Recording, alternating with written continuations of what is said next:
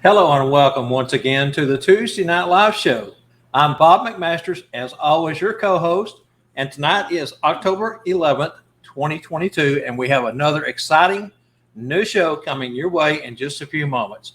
Stick around. This is Tuesday Night Live.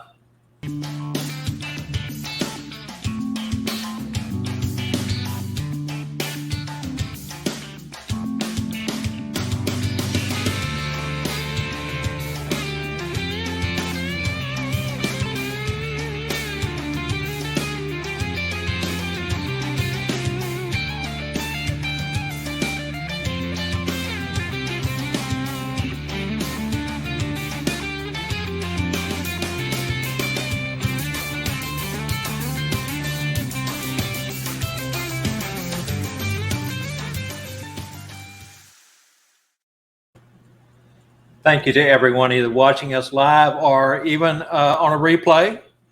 Please give us a warm welcome to my co-host, the jokester, the rambling man, Stuffer Santa, and SchoolofSantas.com, as well as the Tuesday Night Live's very own Santa Spangle. Not Santa. There he is. Man, guys, do we have a Halloween show for you tonight? What? That's not tonight? No? Oh. Okay, sorry about that, guys. We got a great show for you tonight. But next week is the Halloween show, so I hope you're all registered, man. It's going to be fun. Hello, everybody. We do have a good list of registries for the show next week, but leave it up to Spangle, Randy, to get a little confused. You know how that goes. Okay, so everyone, please say hello to the third member of our team tonight, our show producer, Angela Mack. She's working hard over here in the corner to keep the show as smooth as possible. Tonight's going to be a little chaotic, going to be fun, going to be most informative. Cannot wait to get started here. Also tonight, of course, as I just mentioned, bring in my Monday show, my co-host there, the multi-talented entertainer known as Randall Santa Checker Lee. Hello, Randy. Hey, everybody. Good to see everybody. Welcome, welcome, welcome. Bob, Spangle, and of course, everybody has joined us. Fantastic. Great to see everybody. Yeah, Happy. Great to see you. So tonight we have quite a panel of esteemed, very intelligent, very experienced Santas, along with one Mrs. Claus, who will be joining us here in just a bit. It's so wonderful to be in the company of such greats tonight from both my co-host and our producer, and like I said, the very knowledgeable panel that we have compiled. Before we get started with that, but first let's say that this is episode 41 of season 2, and this is the Tuesday Night Live special round table discussion. Tough questions that you may hear as a Santa or Mrs. Claus while performing. The Tuesday Night Live show can be found on YouTube or Facebook at the Tuesday Night Live Show, and for your convenience, all our shows are recorded for later viewing. Please visit us, drop us a comment, a like, a share, give us a subscribe. We do appreciate anything and everything, and most of all, we appreciate you. First half of tonight's show, Trivia, is brought to you by Derek Dugan's Sleigh Driver Apparel Company. Thank you, Derek.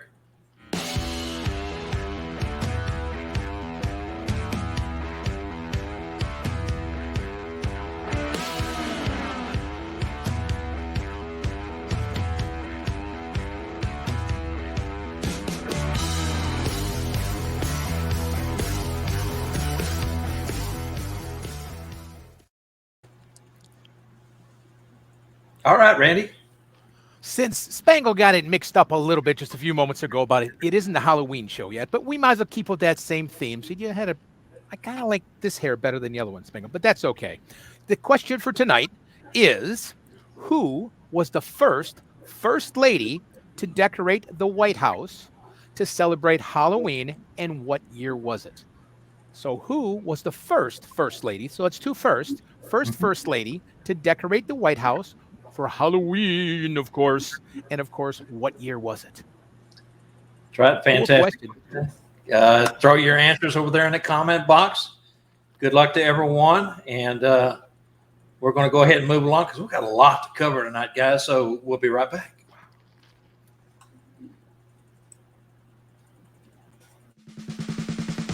The first half of tonight's Tuesday Night Live Show is brought to you by Derek Dugan's Sleigh Driver Apparel Company. You can find Derek's store on etsy.com/shop/sleighDriverApparel or contact Derek Dugan for all your custom apparel needs. Now back to our show with Bob Spangle and Angela. This is Tuesday Night Live.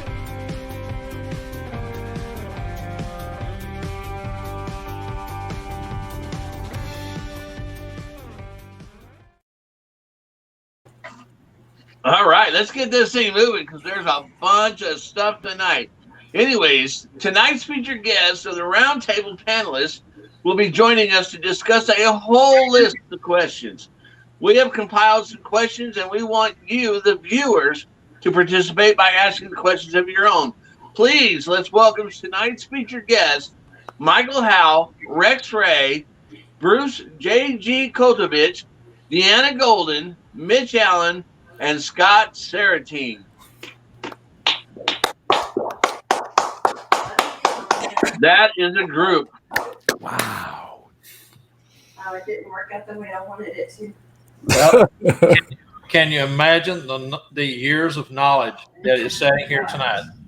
Wow. I mean, that is a panel of experts if you ever. Hey, Bruce, I think he just called us all old. I'm not sure. I'll take that as a compliment tonight. I hear you guys. All right, so welcome to all of our guests, ladies and gents. We will ask a question, and give each one of you an opportunity to answer it. If you have a good answer, as we spoke before, jump in. If not, we'll move along and try to keep this flowing the best we can. We have a ton of questions, a lot of good information to share with everyone tonight. Over to Spangle. All right. Well, let's start with one we hear from the children as Santa and Mrs. Claus. How many reindeer do you have at the North Pole? Why don't you give us your best answer, Mr. Rex Ray?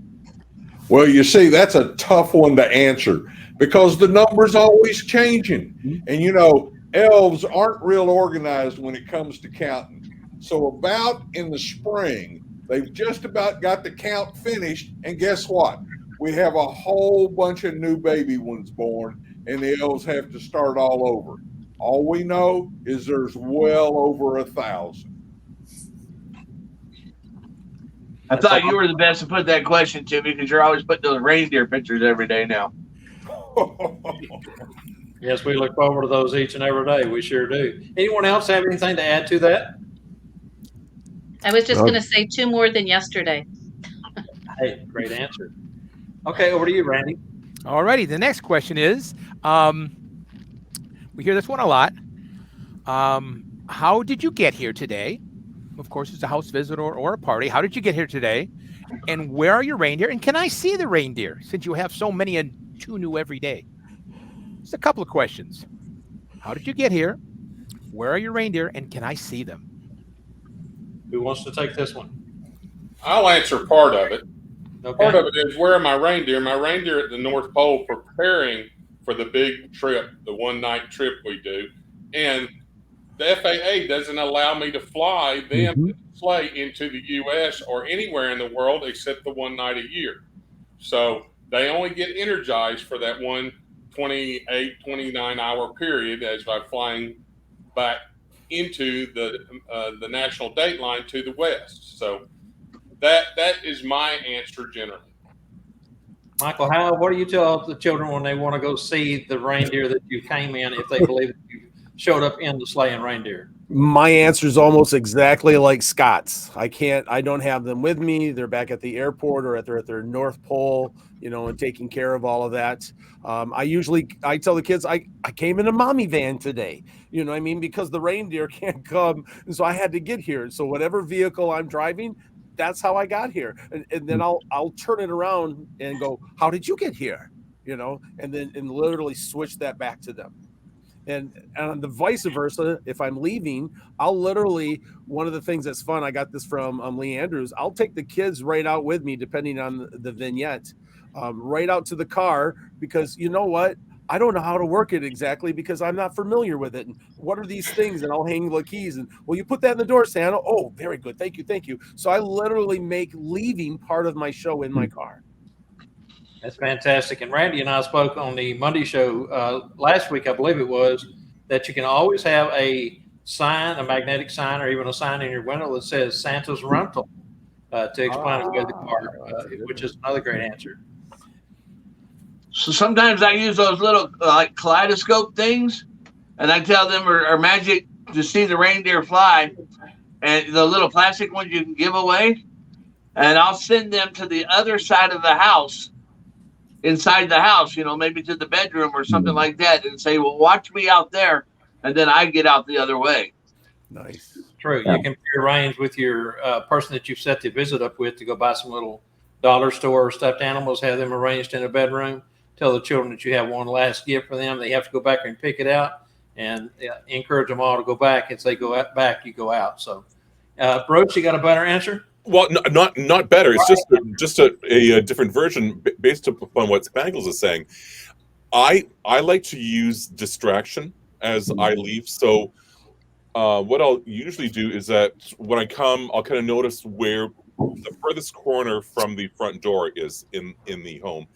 So as I'm leaving, I'll ask one of the adults to go with all of them to look out the window, close their eyes, turn around 3 times, touch their nose 3 times, and look way up in the sky and look for gold shimmering lights. And what's kind of nice living out in this part of Windsor, we're far enough outside of town, so there's lovely woods and such that the reindeer hide in.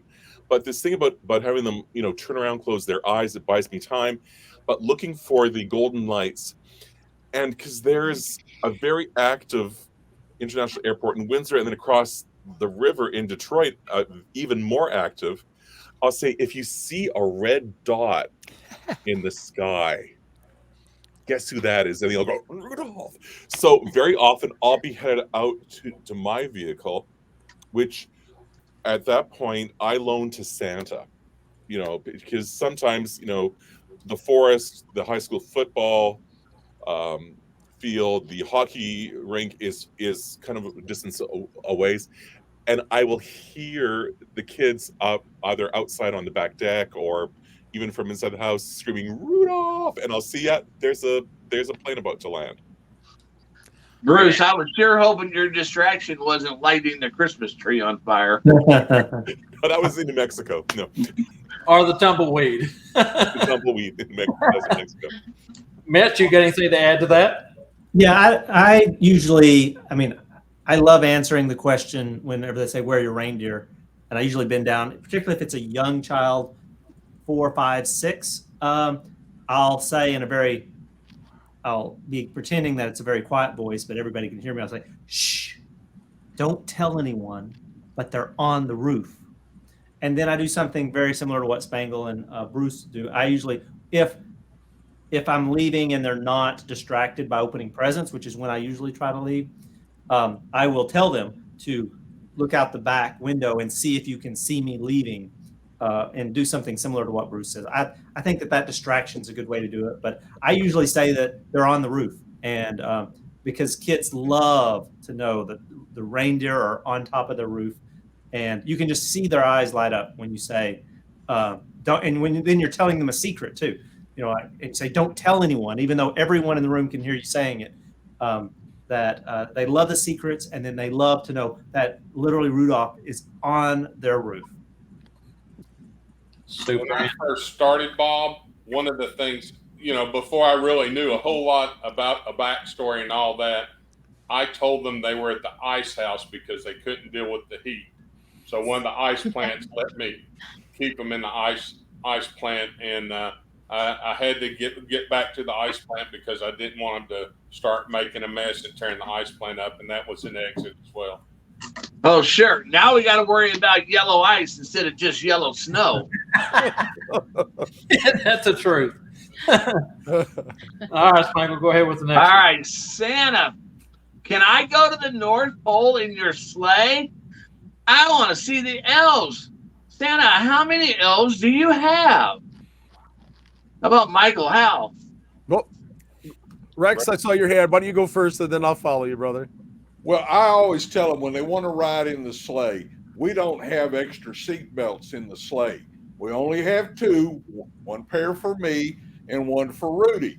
Rudy, my navigator elf, He's the one that keeps us on the correct routes while we're going.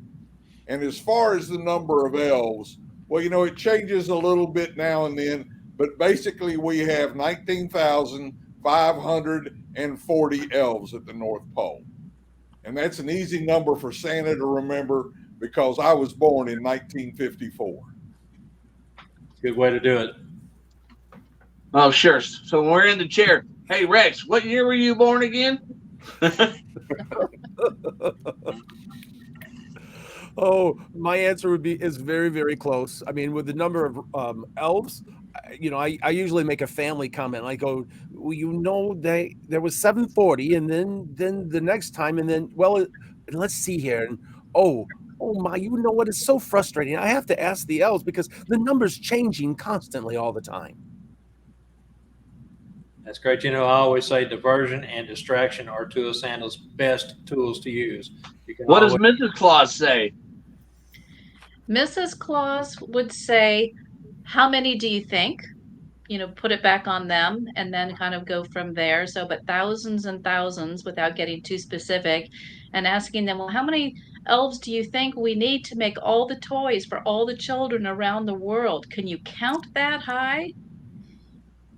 And then go from there. But thousands and thousands. Great answer. Bruce, go ahead. They'll ask, well, how many elves are there? And I'll say, well, the permanent North Pole city, we have 8,463 residents. But depending upon the time of the year, we get other visitors, elves, fairies, gnomes, who come and help us out seasonally. And so I'll take that type of a approach with that. So that again, like what many are saying, that number fluctuates. The need at the time. Some times of the year we don't have as many, but just that very large and that we're a working team. So Bruce, you're for seasonal workers, I guess. So you got immigration issues up there. You got seasonal workers. It's Canada, yes. I like how you use politics in your stories. It's Canada, yes.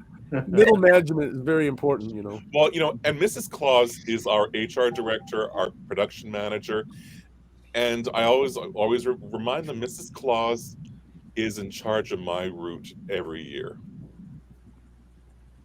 So just tying in all of that. I don't know about you, Bruce, but my Mrs. Claus is in charge of everything.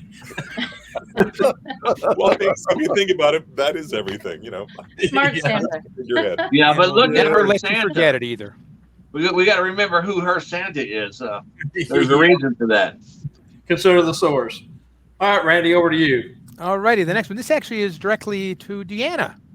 Are you ready? Okay. It's an easy I'm one. ready. Mrs. Claus, what is Santa and the elves' favorite meal? Ooh, good question. I'll tell you what, Santa is a citizen of the world, right? So he has a lot of favorite meals, kind of depending where he is at any given point. But the go-to meal, I'll tell you, like if he's in Germany, he wants sauerbraten. If he's in Japan, he wants sushi. If he is in the United States, he's tossing a coin whether or not it's going to be a cheeseburger or a pizza. And then the elves get a little irritated if he doesn't bring enough back for them to have a pizza to go. That's right. The sleigh will be empty on the round trip back, so might as well bring back some goodies, right? Exactly. Of course, it's going to be a pizza or a cheeseburger. They're both shaped like a cookie. Well, there's something to be said for that. Except Great answer, Deanna. Except if it's Detroit-style pizza. All right. Well, let's keep Deanna in the hot seat here. And Mrs. All Claus, right. how long does it take Santa to rest after Christmas? And what does he do after the holidays are over? Well, they're the first 3 or 4 quiet days that I get after Christmas for Santa to just be relaxing and sleeping in and taking care of just doing nothing. After about 3 or 4 days, he gets a little antsy. And during this time, we've been planning and packing for a trip. Guess where? Somewhere warm.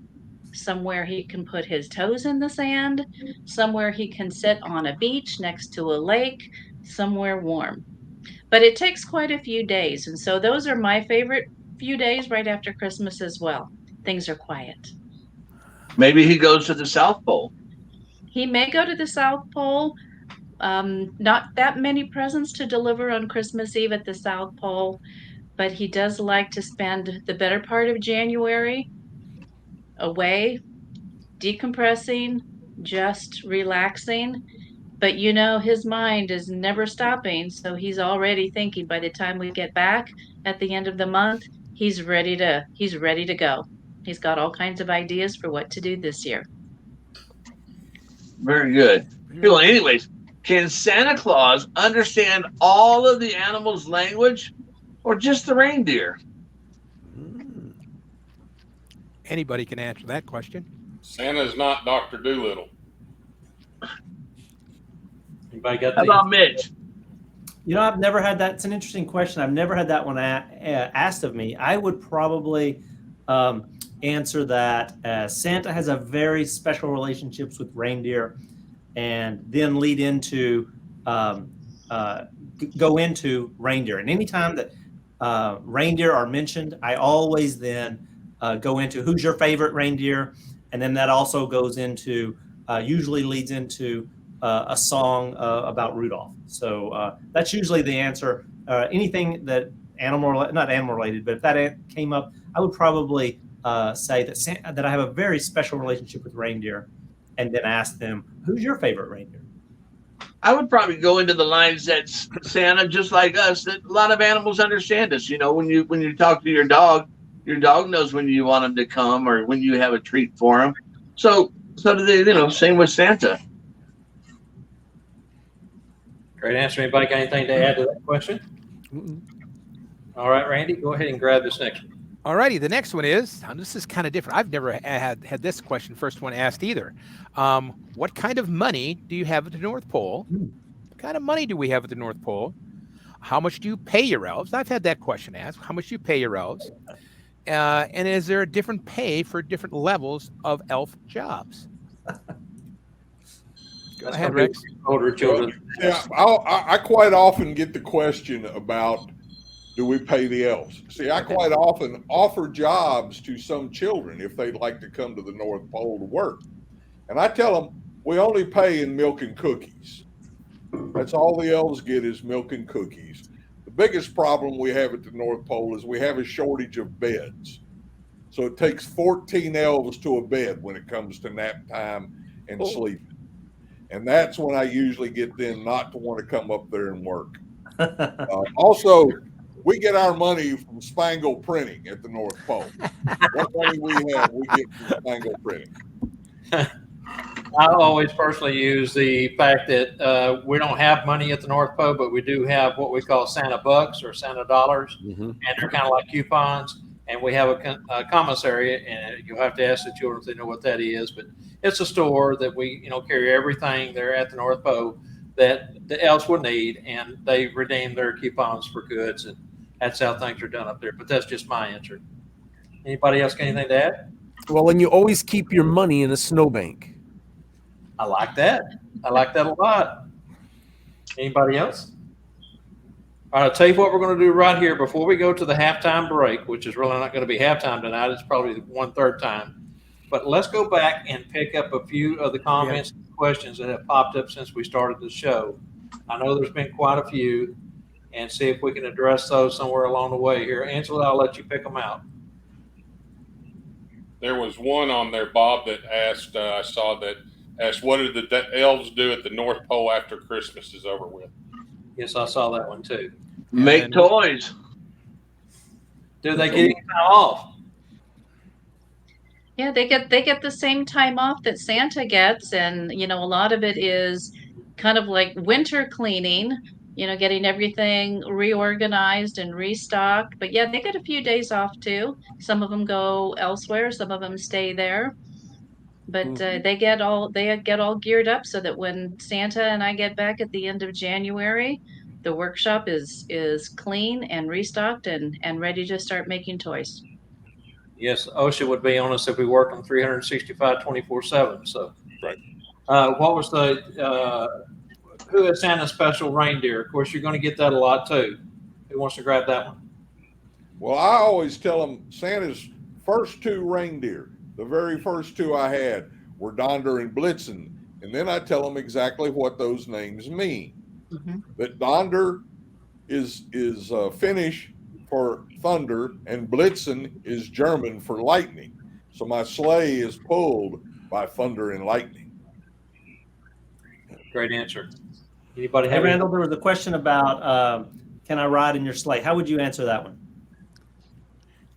Well, like I said, we only have 2 seat belts, of course. One for me and, of course, one for my helper. So I'd love to have you come up here, and would have to get your permission anyway. So, yeah. Have to sign that waiver, right? Yes, right. Does anybody else have an answer for that one? I think you answered that one before.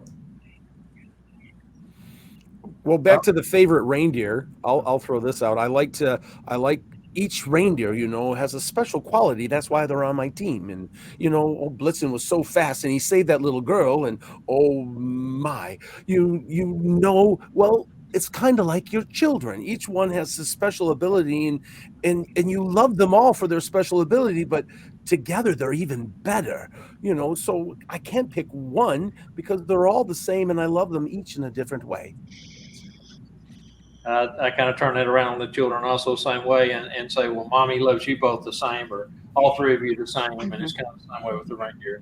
They all have a special place in my heart. Anybody else? Bango, who is your favorite special reindeer, it says? Well, my special reindeer is Ogie, but he doesn't pull the sleigh. But he helps keep all the reindeer in line, and he does all the training for them. So he's very special because he's the one that helps my whole team come together. I like it. I was waiting for you to do the olive stories, what I was waiting for. That's what I thought you were going to throw in. That's what I thought you were going to throw in. That's why. They're reindeer. I blew that one. That's okay. What else we got here? Oh, just a hello. I'm not sure who it is, but hello, whoever it is. Hello. All right. What else we got, Angela? That's all I can find. She says that's all she sees that was thrown in her. Great answer, Pam says, Spangle. Hey, I'm not surprised instead of Ogie, he didn't say ask him. That's an answer. All right, guys. So at this point, let's take a short halftime break right here for the Showstopper special product announcement. We'll be right back, folks. Stay with us.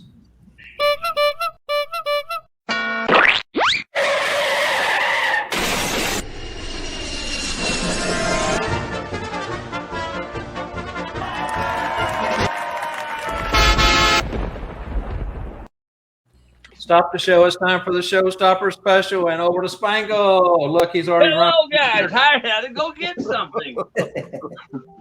Hey, we got stickers. We got stickers for Mrs. Claus.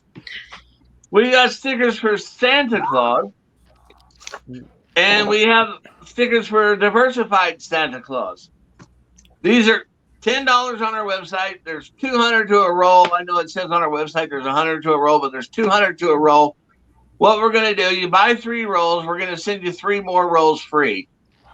Go to our website. We have like 6, 7, maybe 8 different types of stickers. Figure out which ones you want. Message me. Let me know. You got to get at least 3 rolls, but we'll send you 3 more. If you buy 5 rolls, we'll send you 5 more. StuffForSanta.com.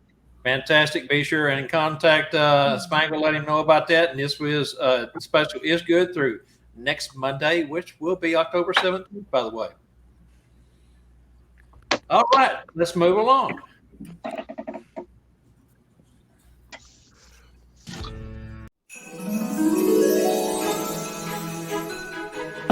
Oh, hello there. Yes, of course, it's me, Santa Claus.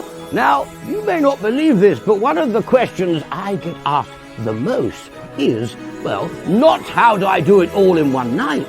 No, but where do I get all my things from?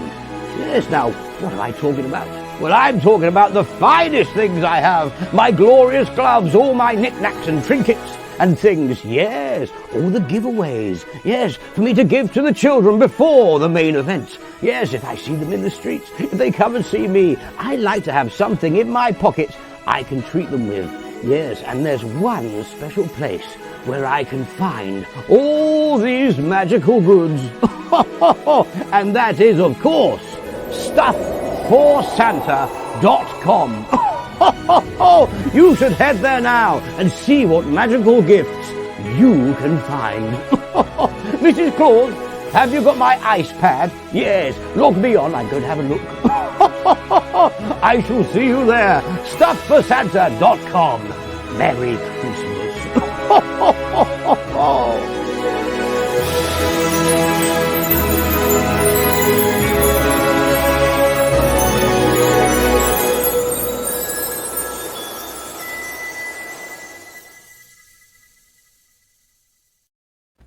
So that is a brand new commercial. Fantastic. We want to say thank you to Santa for taking time out of his busy schedule at the North Pole so late into the season to help Spangle out by doing that commercial for him. Fantastic job. Love that commercial. Spangle, we're going to lead right into trivia, so over to you, brother. Okay, well, I'm going to say a big shout out to my friend Sammy in the UK for putting that together for me. Hey, anyways, the trivia prize is we're going to hook you up with a gift box of stuff or gift bag or however it comes of things that's going to be good for your season. Some different trinkets and things for you to pass out. Anyways, the trivia is, according to Google and the Associated Press, October 5th of 2022, what is the heaviest grown pumpkin in the United States ever? By who and what city and state? According to Google and the Associated Press, as of October 5th, 2022, what is the heaviest pumpkin grown in the United States ever? By who, what city, and state? Come on, get your fingers on them keyboards. A state and national record. We need to know how many pounds, and again, who and what city and state. By who and what city and state. Yeah, this is a brand new record. Just broke the all-time record this year. Oh, give it a little hint there. Fantastic question. Love that one. Of course, again, kind of sticking with that that Halloween theme with the pumpkin. Well, I hope the guy's name was Jack. Oh, Lantern. Thank you. I was waiting for somebody to say the word lantern. I was hoping that somebody like lions and tigers and bears. Oh my! Thank you. All right. So while everyone's kind of doing that and got their fingers working hard, coming up with the correct answer there for that great trivia prize that Spangler's going to be sending out, we've got a couple more questions we want to throw in here real quick. They came up while we were away on commercial. Alpha Angela's going to bring those up right now.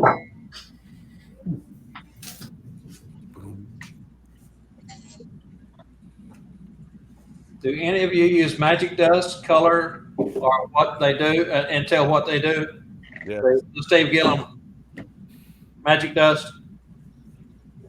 Anybody? Yep, I use that. Red fairy. We can do this. I know I'm not the only one. Red fairy dust. I have 4 colors that I use in my jars. I have red and yellow and green and blue, and that's the order that they're in my case. And so the red one for me is flight. I put a little on their food and they're able to fly. Right, Randy, you want to take the yellow? You want to go ahead? Go ahead, Michael. Go on. You. All right. And so the green is my teleportation. In other words, how do I get my gifts and how do all that come? Blue is time manipulation, and my yellow fairy dust it helps me down the chimney because if you look at chimneys nowadays, that little tube, Santa needs some special magic to be able to get down that. So that's the Reader's Digest version, and of course the subtitle each of those colors. Fantastic. Real quick, back on the trivia question while we got just a moment. We need the poundage, the city, the state, and who it was that grew that pumpkin. And how many people it took to carry it. Exactly. All right, what else you got, Angela? What do you tell the kids about the magic key? Who wants to address that one? Wow, that can be used for that's so many things. But I tell the magic key that It's all just to use so you don't, if you don't have a chimney, that's the way I can get into the front door. And I can only use that once a year. I can't use that in June or July. I can only use that on Christmas Eve. So that's what I mainly use the key for. That is just to get into your house if you don't have a chimney. Like, we don't need the fairy dust then for that. We use the magic key to get in an apartment or something like that.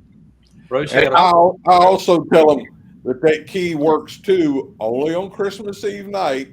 But if their chimney's really, really dirty, or they have a very big fire going that my magic can't get me by, then I'll use the magic key to come through the front door. Also, if they got a Barbie dream house, because very few chimneys can I get the Barbie dream house down. That was good. Hey, Deanna, what do you have? I have 2 keys, and one of them goes to my pretty red scooter, and the other one goes to my pantry. And then I asked the children, why do they think I need to lock my pantry? Because one time I was going there and I wanted to make a new recipe, a really good cookie, and I was looking for my marshmallows and my chocolate chips and my coconut and my maraschino cherries and my sugar, and lo and behold, my pantry was empty. And then I see Santa and some of the elves with chocolate all over their face. So I've had to lock my pantry to make sure I have all of the goodies I need when I want to make some cookies. Bruce? I do add a caveat about the magic key. Okay. I also tell them that this will only work on Christmas Eve if the grown-ups let me use the magic key. So just so that the children feel really safe. Yeah. Hey, I want to go back to the dust thing a little bit. I know that a lot of us use the fairy dust to light it up things. I use this right here, and it's just Santa's Stardust, and it's just a real super fine glitter. I like to carry it in my pocket all the time. I put a little bit on one of the child's hands, and I tell them this is Santa's Be Good dust. It's going to help you be good all day. And if I got 2 or 3 children, by the time I get to the 3rd child, I put some on one hand, I look them up, add them again, and I say, let me see your other hand. You need an extra dose. And they all walk away going up to mom and dad saying, look, we're going to be good all day. And then usually mom says, Santa, can I get a case of that for Christmas? Now, there is a warning label that comes on the back of that bottle. It says, stay the heck away from Spangle because he will dust you. Me? That quite often. Bob, Would I do that to you, Bob? Me, my granddaughter. Yeah. Martin, Go ahead, Scott. Scott, you were going to say something? on the magic key, my backstory on the magic key is I have one of Steve and Arnold's magic keys that I guess everybody has. That's got the red gems in the end of it, but I wear it, and when I'm there, they'll ask me, "What is that key for?" And I'll chuckle, and I'll tell them, "Well, years ago, I went down a chimney and I burnt my breeches because they forgot to put the fire out, and my suit got so dirty from the soot in the chimney. I got back to the North Pole, and Mrs. Claus and the elves, they were so upset with me, and I didn't know what to do to get myself out of trouble. And she said, well, if you do this anymore, no more cookies." And that's my story about it. So the elves came up and made this magic key, which allows me in every house all over the world, only one day a year, back to the 1 day a year story. But that's my story that burns some time. No pun intended. Burns your britches, burns time. Brunch. Deanna Pam says she loves your outfit, and as far as the key, you should write that as a story, she says. Love you, Pam. All right, anything else to go along the lines of the magic key, the fairy dust, any of the questions that we just went through? Greg says, dust a day, keep the devil away. I like that. Very good. All right, anything else? Tony says he likes to put it in your presence. So Tony's been affected by Spangle's glitter, super fine glitter. Mr. Tony Harris got a whole cup of that one time. Wow. He's probably still sparkling. You didn't put it in this hot chocolate, did you? Not yet. Thank you. Says, tell them about the thumbprint padlock. Is that directed towards Michael or? Well, I don't know if it's to me. I do have one of those. The electronic wise technology. There's padlocks now that you can touch it with your thumbprint. You record it with your thumbprint and it opens. So having one of those padlocks, you can take it in your hand. Take your other key and then touch it. Of course, the same time you touch it with your thumbprint, and boop, it'll open up. So you can create the illusion with your key on that thumb, and it'll open up with a thumbprint on it. So. Very good. So I think we've heard from everyone on that except Mitch. Mitch, you got anything to add to the key or the dust? No, I think everybody's got it. That's great answers. All right, fantastic. So now I think Mitch has got one of them little leather cases, got all the lock picking things in there. Called a burglary tool. Yeah, that's not for my Santa. That's just every day. Oh, okay. Hey, anyways, guys, what do you say when a child? Or wait a minute, I skipped up.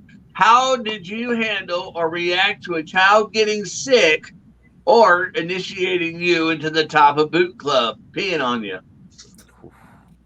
Who's got that answer? Well, I'll go a little bit with this. This is not necessarily how to handle it, but being prepared. I always carry an extra suit if I'm doing gigs in my car.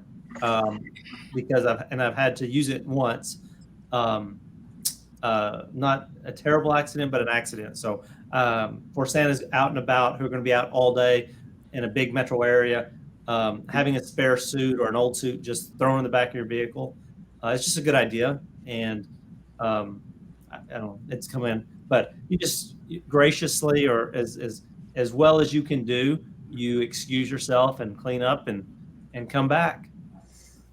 Yeah, you can't get upset because it's going to happen eventually. If you do this job long enough, and it happens. Just like Mitch said, handle it the best you can, smile through it all, and always have a backup suit with you, just in case that happens to you, and a pair of boots. I've even heard where it's went in the boots before, so that's where that term comes from. Anybody else? Yeah, Spangle's got something. Yeah, I'd like to say it's not so much when it's happening, but I like to prepare myself before it happens. I go to the Dollar Tree or a little store like that, and I get those red plastic tablecloths, and I cut them in like 2-foot squares, and I keep a couple of them in my pocket. Now, when mom's handing you that child that's already wet, it's not happening then, but you're prepared for when they're giving you something because they've been waiting in a long line or something. And they hand you that child's wet, I just try to throw a red piece of plastic on my lap where it doesn't show up in the picture. We get the picture, mom gets the dirty child, and we're all happy. Yeah. Well, and the child's usually dirty because you can smell them coming as they come towards you. So that gives you time to reach in the pocket, pull it out, put it down. Great answer, Spangle. Randy, did you have something to add? Yeah. You always have that. At least I carry a bag with me. Always same thing. I keep it folded up, either it's for a pet or for something like that. And like Mitch said, you always have a backup suit. And it's kind of like you were saying, we could be the best Santa, let's say you're at a mall the whole time. That one time, if you freak out because that child gets sick on you, that's all they're going to remember. You'll be kind of branded as the overreacting Santa or the Santa that went nuts with the family because the child. It's not easy to keep your cool when that happens because you all of a sudden you're holding the child and it's coming out. It happened to me a few years ago. I was trying to hold a child and I kind of held the little one out and kind of just hope for the best. Yeah, I mean, thank goodness how can I say this? Directed it away from me. Yeah. But, it's a shocking thing. But go ahead. That's aim it towards that pesky elf working on your set. One of my favorite photos from the mall a couple of years ago was a very small child. Baby had just been born. And, of course, they start making that face and tensing up when they've got to go number 2. And, I'm trying to hold back the laugh because I know what it's doing. And I look over at Mom, and she's got this look like, oh, my gosh, she's fixing to poop everywhere, right? And, it was a great moment, great picture. Michael, you got anything to add? Oh, I was just going to say my wife made me a wonderful lap quilt. that's a bag, and I can zip it up, and I keep puppy pads in it. So if I see that situation, I pull that quilt on my lap, so it looks good. It's all Christmas stuff, but inside is a puppy pad. It's one of those absorbing, so it'll absorb urine and all of that stuff, and then I can take it and then just dismiss it to help protect my suit and stuff. Just to add real quickly is that reminded me of an infant one time, and you could smell. It wasn't pretty, but here's this child thrust into your arms. That child never touched my lap, never touched my outfit. Fortunately, it was, still an infant, so I could just hold it up. Always keep a jar or bag or something of the handy wipes, wet ones, something like that, so that you could at least wipe your hands, hand sanitizer. But I never let that child touch my clothing, and still got a picture because you could still hold that baby, and it looked like it. It looked like you were holding it for the photo. That's a great point. And again, if it's a baby and you can always hold it out, grabbing it by the feet and still maintain it without, like you say, getting yourself dirty. But like you said, you can usually tell if they're already wet or have already soiled themselves before they get to the chair. So you can kind of get prepared for it. All right. Anybody else got anything to add to that, Scott? Bob, when I was in Katy, Texas, my first year with Hire Santa, I had a set of twins that were completely content and happy. Infants, one in each arm, had them by the feet, and they were just happy and looking at me and cooing and everything else. And all of a sudden, the one in the left arm went ballistic and went to bawling. And when Mom picked him up, that arm was not soaked, but it was spotted, I guess, or spotted, and there was no smell. So, I was blessed that child was probably mother fed, and, Exactly. Now, I have had a situation, when you stop and think about babies, the diapers that you buy nowadays are really got the elastic around the legs. They really fit tight. So, normally it contains the majority of whatever accident may happen. But I had an older child, talking about 9 years old, around, that had soiled himself, that came to the chair. And the father was trying to insist that child sit on my knee. And I kept telling him, please, sir, have him stand right here next to me. We'll get a really good shot for you. And he just kept on insisting. And I finally kind of had to call the dad down and tell him, this is a very expensive set of trousers I have on. And your son is, had an accident. And I certainly don't want to get that on my suit because, again, he was probably wearing whitey tighties or whatever. And that very well could have leaked out underneath the leg seam. And so I didn't want to take a chance on that happening. What was that Ted put up? If you know the child is dirty, what's wrong with asking the parents to go clean him up and you'll let them back in line first? Now, I have done it before, Ted. Fortunately, at the mall where I'm at, the restrooms for the mall is right next to me. There's a sitting area, and they have the private one-room type of restrooms that have baby changers in there. And then, of course, they have the regular men's and ladies' public rooms. So I'd like to thank Mitch and Hire Santa for giving me that experience. The other thing is that we don't address very often or don't hear about are special need adults that come to you, and they are so excited that drool becomes huge. And by the time you get their caregiver there to try to wipe it off, it's dropped almost in your lap, and that is probably the toughest thing to deal with, and it's hard. So, my thing is hopefully you've got people on your set that are working to make sure help you stay clean with incidents like that, and they were great in Katy, Mitch, but. Those were a couple of things that happened to me the first year I was with Hire Santa and in a chair at one. It's interesting too now with COVID that there are wipes everywhere, and particularly at malls and stuff. That pre-COVID is hit or miss, but now there's wipes and almost everywhere for cleaning up, and we've seen that seems last year, and I'm sure it will be this year too. Scott, for keeping things. Scott, we want to thank Mitch too for giving you that experience. Yeah. All right, so another one of the comments that came up down here was talking about candy canes. The children's hands get mighty sticky with candy canes, and or in my case, I have a popcorn stand really close to my set, and a cookie, American Cookie Factory is right there by. Of course, the chocolate chips, and of course the butter off the popcorns.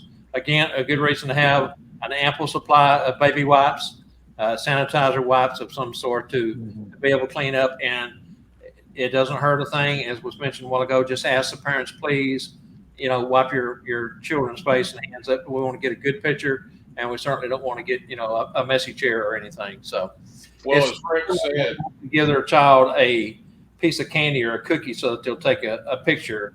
And I hate for that to happen because I have had chocolate chip cookies dropped in my lap, and then, of course, the chocolate melted immediately all over the leg. So, well, as Rex said, and you advised me, Bob, and helped me fill that bag my first year at sitting in the chair, was to take that bag on the set. And I had throat spray in it. I had Santa bucks. I had coins, usually some brass coins from stuff for Santa. And I had wipes. I kept a full big bag of wipes in it all the time. And I realized early on that wipes are a primary must for every Santa, no matter where you're working. Absolutely. Anybody got anything to add to any of what we just covered? Yeah, just to tack on to what Mitch said, what I've noticed is, especially last year, is that besides all the wipes, many of the events I did for different townships and so forth also had the families, not just the children visiting with Santa, but the entire family use hand sanitizer. Mm-hmm. And so that really did help.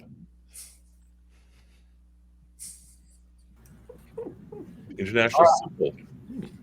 Fantastic. Randall or Michael, please show them the international symbol for dirty baby. I don't know.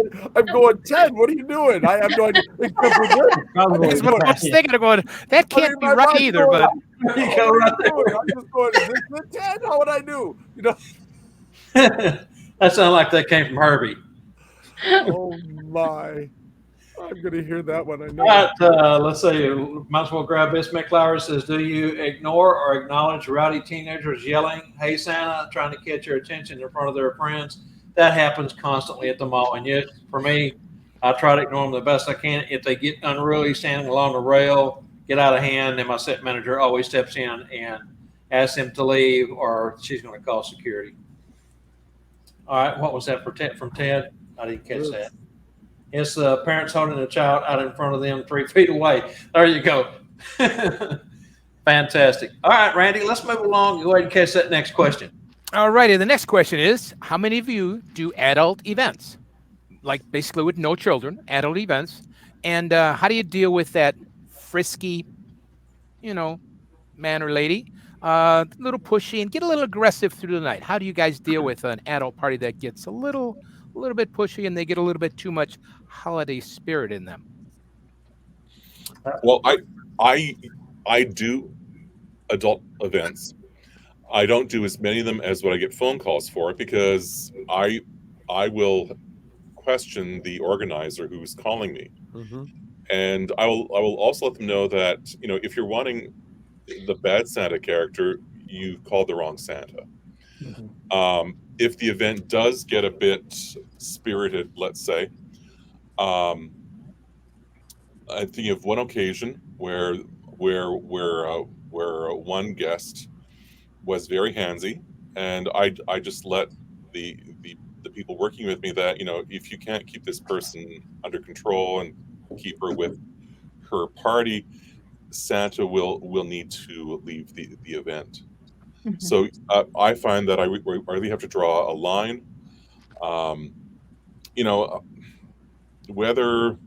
Whether it's alcohol induced or attention getting, it's not funny. It's very embarrassing for that person, and I try to not give the attention publicly that the person thinks that they want. Yeah, I I too, about adult parties, I try to make sure that Santa is an integral part of the adult party, and there's a plan associated with how Santa is going to be used. I've personally been to an adult party where Santa was just roaming around, and that just doesn't work. You got hundreds of people around. It's just not. People aren't there to see Santa. People are there at whatever happens to be. So I try to make sure, and this is also for our Santas, that there's a very specific plan for Santa at adult parties, and that the type of parties that it is a Christmas, the right type of parties, because we get a request for bad Santas all the time, or not all the time, every year. We don't do that type of Santa. But for all, I actually think, and this I'm going to ask Deanna this question. When I work with Mrs. Claus, I think it's more common for Mrs. Clauses to get, you said frisky, get hit on, or for people to be frisky than for Santa, or at least it seems easier for me as Santa to not have to deal with it. So how do you deal with it, and what's been your experience? Thanks, Mitch, because I wanted to add to that conversation. And you don't have to be at an adult party for that to happen. It happened at a very high-end resort where, after a tree lighting and people were coming up to have their photos taken, a very nicely dressed man wanted to sit on my knee, wanted to snuggle up, and the conversation was had before with the contact that, so, I don't have to go no, which I would, but the contact was there and went up and escorted the man off, and this is not appropriate. She had that conversation. Also, in my early years working at the mall, there was a very lovely family that came up, and the older grandpa wanted to keep giving me a kiss on the cheek, and he hugged me really tight and getting closer and closer and closer. And it was like, one thing about, that's okay. You just sit right here. Let's get everybody in. And then you have the set manager there whose job it is to make sure that happens, because we shouldn't have to police our own events, but we might have to. And it's okay to say, no, don't do that again. It's really okay to say, don't do that. That is not okay. No, let me follow up with that about saying no. And particularly because we staff so many Santas, every Santa should know, because we've sent Santas to a place where there was a shooting across the street. Santa didn't feel safe. Santa or Mrs. Claus doesn't feel safe. If you're working for our Santa, this is definitely the rule. Your safety is number one. You feel uncomfortable in the position, you should leave, or you should remove yourself or remove the situation and talk to the person. And I think that sort of should be universal. It should be well known, but Santas have this sense of obligation. I've got to be Santa. I've got to do it. But that's not the case. And I would back you up on that 100%. Yes. And so, and that's why for those who use contracts, you have a safety clause in the contract that if you at any point, Santa or Mrs. Claus, elf, anyone part of the team, if anyone feels threatened, uncomfortable, intimidated in any way, you have the right to leave that event. Just to add to it, I've finally come to the point in my own career here that I've realized I don't carry the entire burden of the event, and that the idea of working with the team, having a contract that protects you, Deanna, thank you for mentioning that. We as we've been talking about here, we're part of a larger group. This team that is making this event. And nowadays, whenever I go out, and even if it's for a home visit, which might seem very simple, the person booking me, I remind them that they are my contact, and this is what I need of you at the visit. So there's always that contact taking place, that just in case if something does come up, I need you there. This is your part of the responsibility. Rex, has that ever happened to you or even Darlene at a gig? Well, yeah, and I'm just going to add to kind of what Deanna said. It happens. We have an event we do every year. It is a very, very high-end resort area, and the event is put on by the local homeowners association there. There are a lot of children, but there's also a lot of alcohol and quite open drinking at the event. And it's put on by an event planner. We have it always have it in my contract. And I have this discussion with whoever is setting up my appearance at anything, that Santa must remain Santa. Santa's not a policeman. Santa's not a disciplinarian. Santa must stay in character the whole time, and that it is whoever is hosting the event or putting the event on, I make it their responsibility to have someone there that can handle those situations when I point them out. Generally have a word, a safe word or something that I use, or Darlene would use. She quite often ran into the one you mentioned, Deanna, with a gentleman wanting to sit on her lap and cuddle. And generally I could stand up and put my hands on my hips and be sort of Santa about it and handle the situation. But often I make sure that it is the event planner's responsibility to handle those things. Mm-hmm. And then the other thing too, if I can just add real quickly to build in order to have the conversation, especially for the ladies, if you're doing a solo event or as a couple, is to have an escort walk you back to your car. Absolutely. And someone brought up a good point too. I think we're all in agreement here that we will not, we refuse to take photos of anyone that has a drink or a beer or any type of alcoholic beverage or anything inappropriate in their hand. Right. Yeah, definitely no alcohol. And actually, Jenny Lynn said something, and it happens quite a bit. It's just because you're in costume and people think differently of people in costume. If it's a clown, if it's a Santa, Mrs. Claus, it doesn't give the consent to whoever that person is to take, I can have fun with this person just because they're playing a part, and it doesn't give the proper consent to the guest. And it doesn't have to be drinking like Bruce said, and Mitch said, it doesn't mean it's they're drinking. They just want to impress somebody else. Yeah, exactly. I want to thank you, Randall, for saying that, because at least now everybody knows who the real Santa is, and I don't have to play a part. Anyone have anything to add to this great question? This has been one of our best questions, I think. Anyone? No? Yeah, just to add on to what Deanna said, not only for Mrs. Claus is to make sure that you've got an escort back to your car, but even as Santa, there's been so many times that I've been stopped, and not just can we just get a selfie? But very awkward stopping in a downtown, darker streets, because you try to park wherever you can. I now ask would someone escort Santa just so it's a nice clean leave and that everything's safe. Yep. Absolutely. We should all have an escort. I think that's most important. As performers, we never know who is going to sneak up behind us or want to even, just ambush us for whatever, a YouTube prank, or you just never know. So we're all safer if we have folks around us to help us get us from point A to point B. I have 2 folks that escort me from set to dressing room and back each day, and if I need security, they're always there too. Yep. All right. My contract, Bob. It's in my contract. Yes. I have reserved parking and an escort in and out.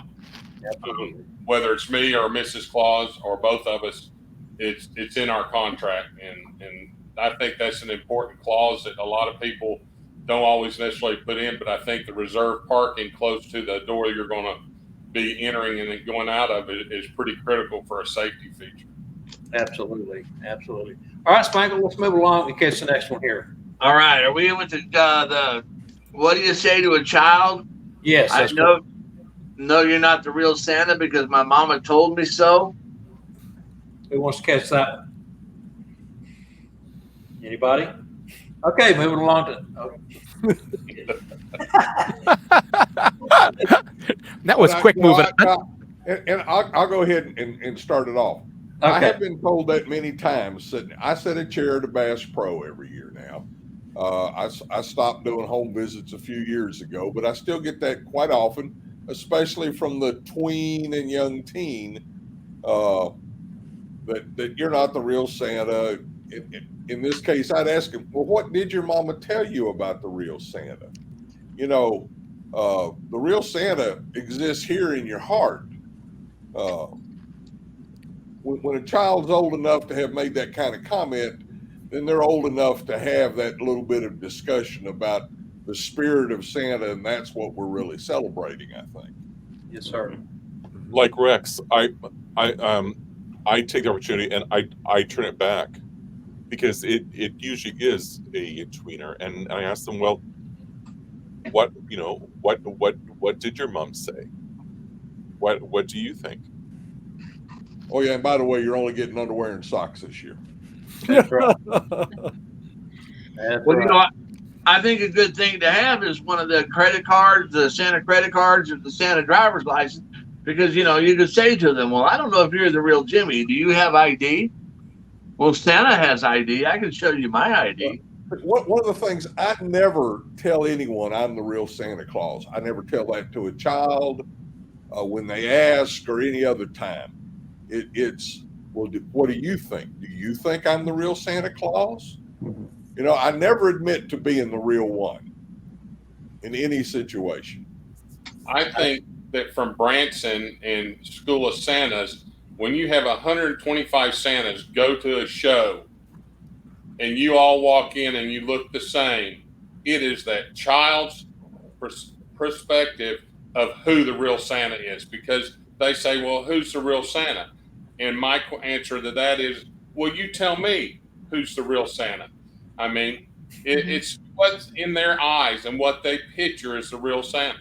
And that's just my opinion, but that's what I've used when I've been asked, for instance, when there's a group of us together. And I think most of us will say, when we're at a convention or any large gathering, we'll quite often tell them, look, the real Santa is here, but it's up to you to figure out which one it is. I just wanted to throw in real quickly. I had one child say, I'm not sure you're Mrs. Claus because you don't look anything like Mrs. Claus that I just saw yesterday. And so they were at another mall. I said, oh, you met my sister. And then reframe, redirect, you know, change the conversation. You met my sister. She often comes down to help. And then, you know, very similar. I don't admit that I am and do the same thing. Well, what do you think? So, but yeah, you met my sister. I always say you never know. I could be, but wouldn't it be cool if I was? Yeah. Love it. Anybody else?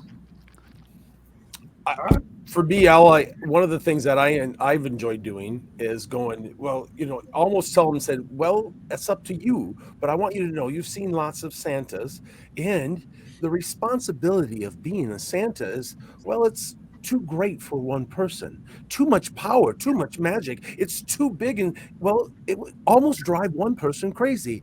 So we've decided to share it together, that we're better. And you know what?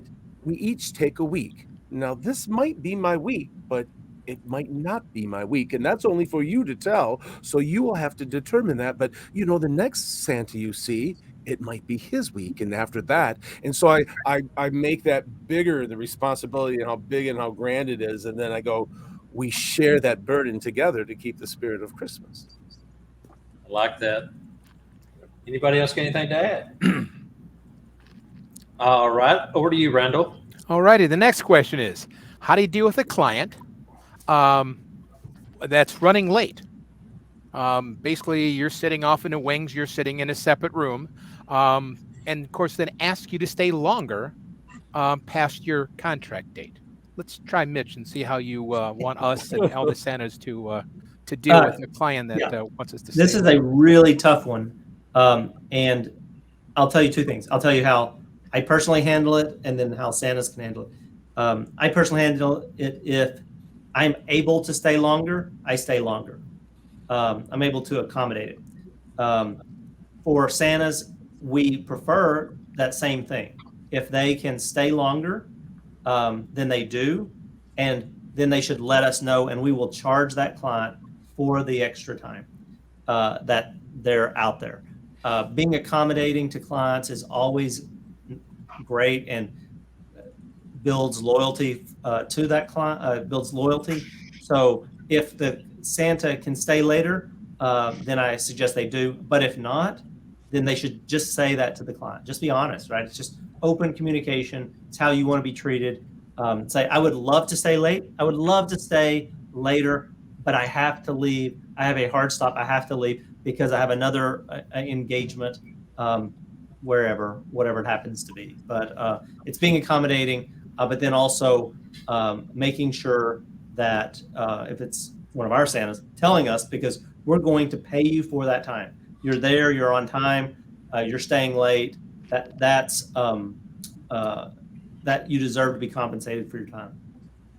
And if you're working as an independent Santa, you could also put that into your contract, into the stipulations that your contracted time starts when I get there on time and ends. And if we can, let's please stay, on our time frame. If not, just let me know. Yeah. Anybody else? I have one more point about that. And that is, if you're doing your own events or working for agencies or multiple agencies, building in travel time is very important. And it's also, oh yeah, I'm only 30 minutes away from this. I definitely can have this event end at 7:30 and be there at 8 o'clock. That's a recipe for disaster, because one event's going to be running late. This other one's going to be, right on time. And there's nothing worse than getting, for us or you, getting a phone call that says, where are you? And you're, oh, I'm just around the corner. And, then you're 20 minutes late or 30 minutes late, and then no one's happy with that situation. So building in an appropriate amount of time between events and giving yourself extra time in the what if I'm a little bit late? What if there's traffic? Just giving yourself an extra 15 or 30 minutes between events. And I know that's hard to do, particularly on Saturdays and Christmas Eve, but you should plan to have extra time to get between one event or the next. It's a great point. Anyone have anything to add? I build an hour in, is what I do. I build a full hour in between events. To get across Oklahoma City, I can do it in 35 minutes, providing ultimate situation. So yeah. I put an hour. I've done that, and I've got an hour between each event. And some of them are just up the street from each other, but that also gives you a chance to freshen up a little bit and take a breather and have something to drink and maybe something to nibble on. So that was why I put the hour in between every event this year, because I've started at 9 o'clock on a Saturday and going until 9:30. You got to eat somewhere. And see, that's part of it. Every Santa needs to know their market, to know how to do their schedule. I live in a very rural area. I don't live in a large metropolitan area like a lot of Santas do. So traffic's usually not an issue. It's more distance than anything else, getting from one to another. And when I did do a lot of home visits, I did something that would drive somebody like Mitch Allen absolutely crazy. I never put a time limit on my home visits. It was in mine. I always stated right in the contract, Santa stays as long as the magic is alive. And then I just knew my market well enough to schedule enough time to get from one visit to another and not have problems. And I never did. I never did have an issue doing that. Some visits lasted 15 minutes. Others might last an hour and a half. I always know ahead of time how many children, all the usual things we find out, but mine was always as long as the magic is alive. Yeah. Yeah, that's like I know here in Michigan, we always have to add in possible snow. Oh yeah. I mean, that's the craziest thing, and because Santa can't be late if it's snow. You fly a sleigh or you go everywhere in the snow, so it's not an excuse for the snow, but we still have to add it into our travel time. That's why, Mitch, sorry, I can't do the one Jenny did because I just don't have the time in between to make it. So, but yeah, so that's what we have to add that in here. Like Rex said, you have to know your market, what that is, and definitely I know Michael lives in further northern, and he's even got more snow than I do in the Metro Michigan area, the Metro Detroit area. So yeah, we'll get tons of lake effect, especially up by Traverse City. It could be a whiteout in Traverse City, drive 30 miles, and it's wonderful. Fantastic. Real quick, Mitch, Santa Tom up in Vancouver, Washington has a question for you. Does Hire Santa still do virtual? Yes, though, last year was a dramatic drop off from 2020. I think that there's probably going to be similar to what it was last year, maybe even less last year, but still way above what it was in 2019. How's that for an answer without an answer? I like it. All right, so moving along here, guys. I have one for you. This could be a corporate event, even at a mall, but there's a lot of events that have no cell phone or professional cameras allowed. Then you have this parent that still tries to sneak a photo or two, and then the person in charge kindly asks, as they should, please, no professional photos. We have our own. That's what we do here is we sell photos and memories. But then that parent gets rude, loud, and uses profanity in front of a line of children. How would you handle that? Who wants to go first? Well, I know when I'm dealing with in the studio with Jessica, sometimes the people getting their pictures, the mom will be behind Jessica and start taking pictures and stuff like that. And I'll say to Jessica, "Hey, did you bring candy canes today?" And she'll look around. "Oh, I think," and start looking around for them. And then she catches the people with the camera, so Santa's not telling on them. Exactly, that trigger word. Always have a trigger word. Yeah, because Santa doesn't want to be the mean person saying, to be the put it away or stop your I've got some experience about this one. The what you said is right, Randall. It is not Santa's job to police the parents. It is not Santa's job to be the manager of the elves. Now, there are certain situations where Santa might be in charge of the elves, but in general, when you're in a mall or anything like that, Santa needs to be Santa, and keep your manager, employer, whatever hat that you were in, public life, and you were in charge of stuff. Just be Santa, and let the other people do it. And go up if it's a persistent problem, not necessarily with this, but with elves or something that's happening. Use the chain of command outside of what you're doing, whether it be through your agency or through the set manager or through whatever it happens to be. That's the proper thing, because you will get in trouble if you start trying to manage the set. It happens every year. Santas get fired for what they think they're trying to do a good job by keeping the elves are like this on their phone instead of taking pictures. And Santa's start telling them those things. So I'm a little off topic, but Santa should be Santa and not get into that. Absolutely. Yeah, after my shift in Katy, I had that same issue with they weren't paying attention. They were on their phone and wouldn't take the picture, and you're sitting here, come on. And what do? So after my shift, I went to the set manager and said, "Hey, we need to have a talk." And they basically told them no cell phones. You had to go put them in your locker. So it can be resolved, but that was my experience, and that was my first year in the chair. So I didn't feel like it was my place to reprimand them for it. No, not at all. And there's a time and a place for everything. But when you have children in the chair with you and you are posing and they're not paying attention, it does get frustrating as a Santa. But as Mitch and others have said, we're not the police there. But the trigger word, I think, was the key. That's what I was looking for when I put this question together was, how would you handle that? Well, you really don't. You have a trigger word and let the set manager or assistant manager, whoever's in charge, your contact person or whoever, take care of that from there. I think Deanna has something to say. Yeah, I just wanted to add a real quick comment to that, is that not only do we have to remember it's not our job, it's not our event. And I've seen a lot of clauses cross that line one in particular, I'm working with the Santa, and it was a breakfast with Santa at a nice country club. And here's Santa giving the parents direction on where to stand to take the photos, and sometimes rather aggressively. And I think, not our event, not our job, not our event. And that was part of the conversation ahead of time with the photographer about, and parents were allowed to take selfies in addition to the photographer that was there. And so of course there are all cameras all around the room, and the children are looking every which way, and we're trying to keep our eyes just on the photographer that was paid to take the pictures. But Santa, in my opinion, overstepped by giving direction, and not in a nice way. This was not the memory that we would want to leave. So we need to remember, it's not our job and it's not our event. We are there to be a part of the event.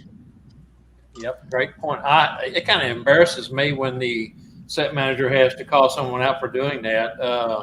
It makes me feel uncomfortable in the chair, but I'm not the photo company. I really don't care. But, that's their rule. They have to enforce it. For me, for at the mall. Right. All right. Anything else? No? Real quick, I know we've got a lot of viewers tonight. Fantastic audience out there. Just want to give a shout out to Desmond Kinney for joining us tonight. Hello, Desmond. How you doing? All right, Spangle, over to you. All right. So what do you say to a child that says he or she told you yesterday at the mall or visit what they wanted for Christmas? They'd already explained it to you. This happens a lot. Well, I'm just checking to see if you've changed your mind. Perfect. That's the one I use too. Yep. Rex. Who else has a great comeback for that line? I've seen a lot of children today, and Santa's getting old, so my memory's not so great. So did you drop me a letter in the mailbox to keep me and to remind me I would hate to bring you a fire truck when you asked for a Barbie? So I just wanted to make sure. Right, there you go. I'll tell you, Cliff Snyder, the story that he has told, I'm sure you've all seen it. He does it here on the show for us, but it's the parachute story. Yes. Actually, it's a pair of shoes, but it was a great story. If you get a chance to ask Cliff about that, he'll tell you. Anybody else got anything to add? Nope. All right. Let's move on. It's a good one. Now, this is kind of just has it happened to you, and what do you kind of do afterwards? All of a sudden, you're ready to pose. You finally got the children calmed down, and then all of a sudden, you got that sneeze coming on, or you got that cough. You know what's going to happen. And it's like, oh my goodness, it took 5 minutes to calm down the child. How do you handle that situation? How do you suppress it? How do you tell the children then, because you sneeze, you cough, and you got to get them going again? Well, and this is where I say that 30 years in Toastmasters has helped me be a much better Santa. Okay. One of the first things I learned in Toastmasters was if you're going to sneeze while you're giving a speech, there is a pressure point right beside your nose that you can press that will suppress the sneeze. Oh. And it doesn't look too out of place when Santa does it. Okay, now everybody's is in a little different. You have to play and figure out just where yours is. But there is a spot you can press that'll stop a sneeze from happening. A cough is something completely different. If you can't swallow the cough, you might be in trouble. But then you just kind of turn it into a oh. And Randy, be careful. You try to suppress it too much, it could come out the other end. I've learned how to yawn and smile at the same time. You get those long days in there, and that yawn's coming on, but you got to keep that smile. And I've learned how to yawn and smile at the same time. So Fantastic. Anybody else got anything to add? No, I see Spangle's down there yawning. Look at him. All right, let's go. Back to you, Spangle. All right. So, how do you handle a crying child? Or wait, I got to stick with the script. Deanna and Santa's. We'll start with Deanna first. What is the hardest part about being Mrs. Claus and then Santa? Well, can I give too very quickly. You give all you want, Dan. No problem at all. On the being Mrs. Claus, one of the challenges that's getting a lot better is showing the value that Mrs. Claus can bring. We know we've made a lot of inroads in that. The challenges still exist with agents and photographers because it costs money to add Mrs. Claus or other characters to the team. The solo Santas, married Santas who work with their spouse, Mrs. Claus, not an issue. Solo Santas who, have to find a Mrs. Claus, getting better with that. So that's a challenge still, showing the value and proving the value that the ladies can add to the ultimate experience and the ultimate memory for that child and that family. The other side that's a challenge and what's hard being a Mrs. Claus personally is finding balance, because December is still a very important month for me for baking, for getting the house, for spending time with my husband and time with my friends. And it's tough. It's hard to find balance in December. Great answers. Santa, which one of you Santas want to take the question? What's the hardest part of being a Santa? It looks like Michael's trying to jump out there. What do you got, Michael? Well, I was kind of waiting. I got hit with this question the other day, and so it's when I'm in a situation that I'm really helpless. And my example with that is I had a parent come to me with their child, and they were adamant, this child is going to apologize to you, Santa, for their bad behavior. And I kept going, well, Mom, I don't think they've been bad. And it didn't matter all of the techniques, all of trying to slide. I even looked at the little boy and said, I want you to know you're on Santa's nice list. I'm having a rough time with your mom right now, but I like you. You're wonderful, right? And she was just adamant. It was just, I'm not sure why. I literally had to stand up, Mom, listen to me. He's okay. We're good. He's, and so the struggle comes in having to watch him walk away with that parent. The struggle comes in going, wow. And knowing that I'll never see them again or have that opportunity, but that little boy has to go back to that where I stood that line and tried to protect the child, So needless to say, it goes in my little red book that I have for prayer book. The situation is like immediately for me, praying for that child, but it's watching that child go away, and I can't do anything. I can help provide gifts. I can help provide different things. And I'll even go, hey, take down this name and address and then try to send something or try to make that connection. But when I'm helpless in a situation where my heart wants to help it change, but I know that I can't. I always think to myself, I sure feel sorry for that young man. He's got a tough road ahead. Well, I've always said, Santa doesn't have any problem with children at all. All Santa's problems are caused by children's parents. Mm-hmm. The pressure they put on them, to get that picture, to smile, that they're sitting there trying to coach them through their visit with Santa. When I just want to do like Michael and stand up and say, let Santa work his magic. I can handle this situation. It's the parents that causes most of our grief as Santa Claus, I honestly believe. That is so true. Bruce, you got anything to add? There's always that, have I done enough? Mm-hmm. Have I said the right things? Is this, and the big difficulty is, am I doing what the client is wanting? Right. And all of us have become very good at reading body language, reading the gauging temperature of the room and so forth. But it's that, is the sincerity there? There's only so much that I could do or that we could do.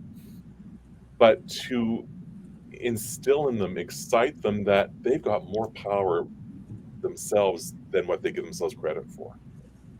I think that is so important. Anyone else? Silence. I hear There's none. not more you can say to that. I think that Bruce and Rex hit it all right dead on the money. Very much so, and also Michael, great point Michael had. Okay, Randall, over to you.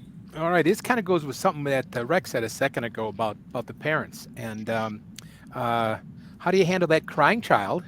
That, you know how they stiffen up, they get that, they're like solid rock. How do you handle that when they stiffen up, but the parent still wants you to hold them down like a vice grip? You know, the parent knows better, like Rex says, you know, let Santa do his magic and worked it, but that parent wants you to hold and get that picture right then and there instead of let Santa do his job. How do you handle, as we said, the parents are sometimes the hardest part to deal with. Or even add to that they want that crying picture. They want that crying picture. Yeah. See, I will not traumatize a child anymore. If they want to stiffen up and do that, I just kind of keep my arm around them and let them slide down to the floor and just kind of look at mom and dad and, you know, hey. Now, by the same thing, I do have to tell this story. I have a pair of twins that are now 27 years old, and they have come to see me every single year since they were like 3. And that year that they were 3 years old, they both screamed their lungs out sitting on my knees. And this is back when I was willing to do it and would put the death grip on them. They now have a picture every year, including last year, of them sitting on my knees, screaming their lungs out, and their mother loves the picture every year. I was going to ask that, and you cleared that up before I had a chance to. You know, because people like to recreate pictures a lot of times, and that's perfect. These pair of twins have done it every year for their mother. Wow. Bruce, go ahead.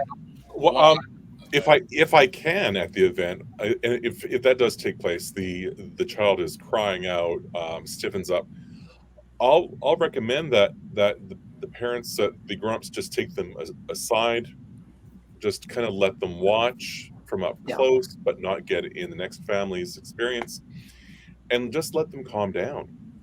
I think a lot of it is that they're waiting in line and everyone gets revved up.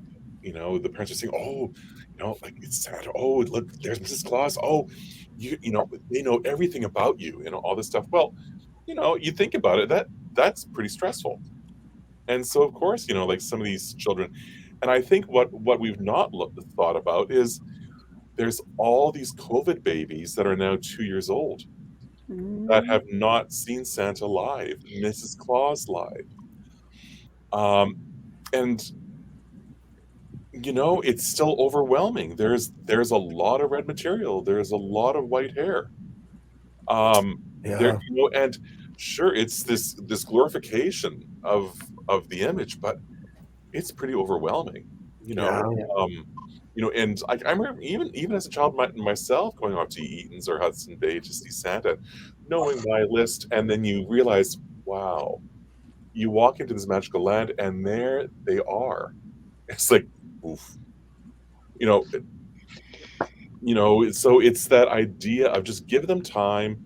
I realize some events, they are not very sympathetic to that, but I've been very fortunate here that we've been able to give people time. Or what's nice is that a couple places now have low sensory visits with Santa and Mrs. Claus, and those are really incredible. There's a picture on Facebook of a child having a fit at my Santa set, and started laying on the floor and hollering and screaming and stuff. And I just laid down on the floor next to him back to back, and I had my little fit too. Then he got up and was wondering why he was doing it. You know, you're right. Somebody mentioned that most of the time it's the parents.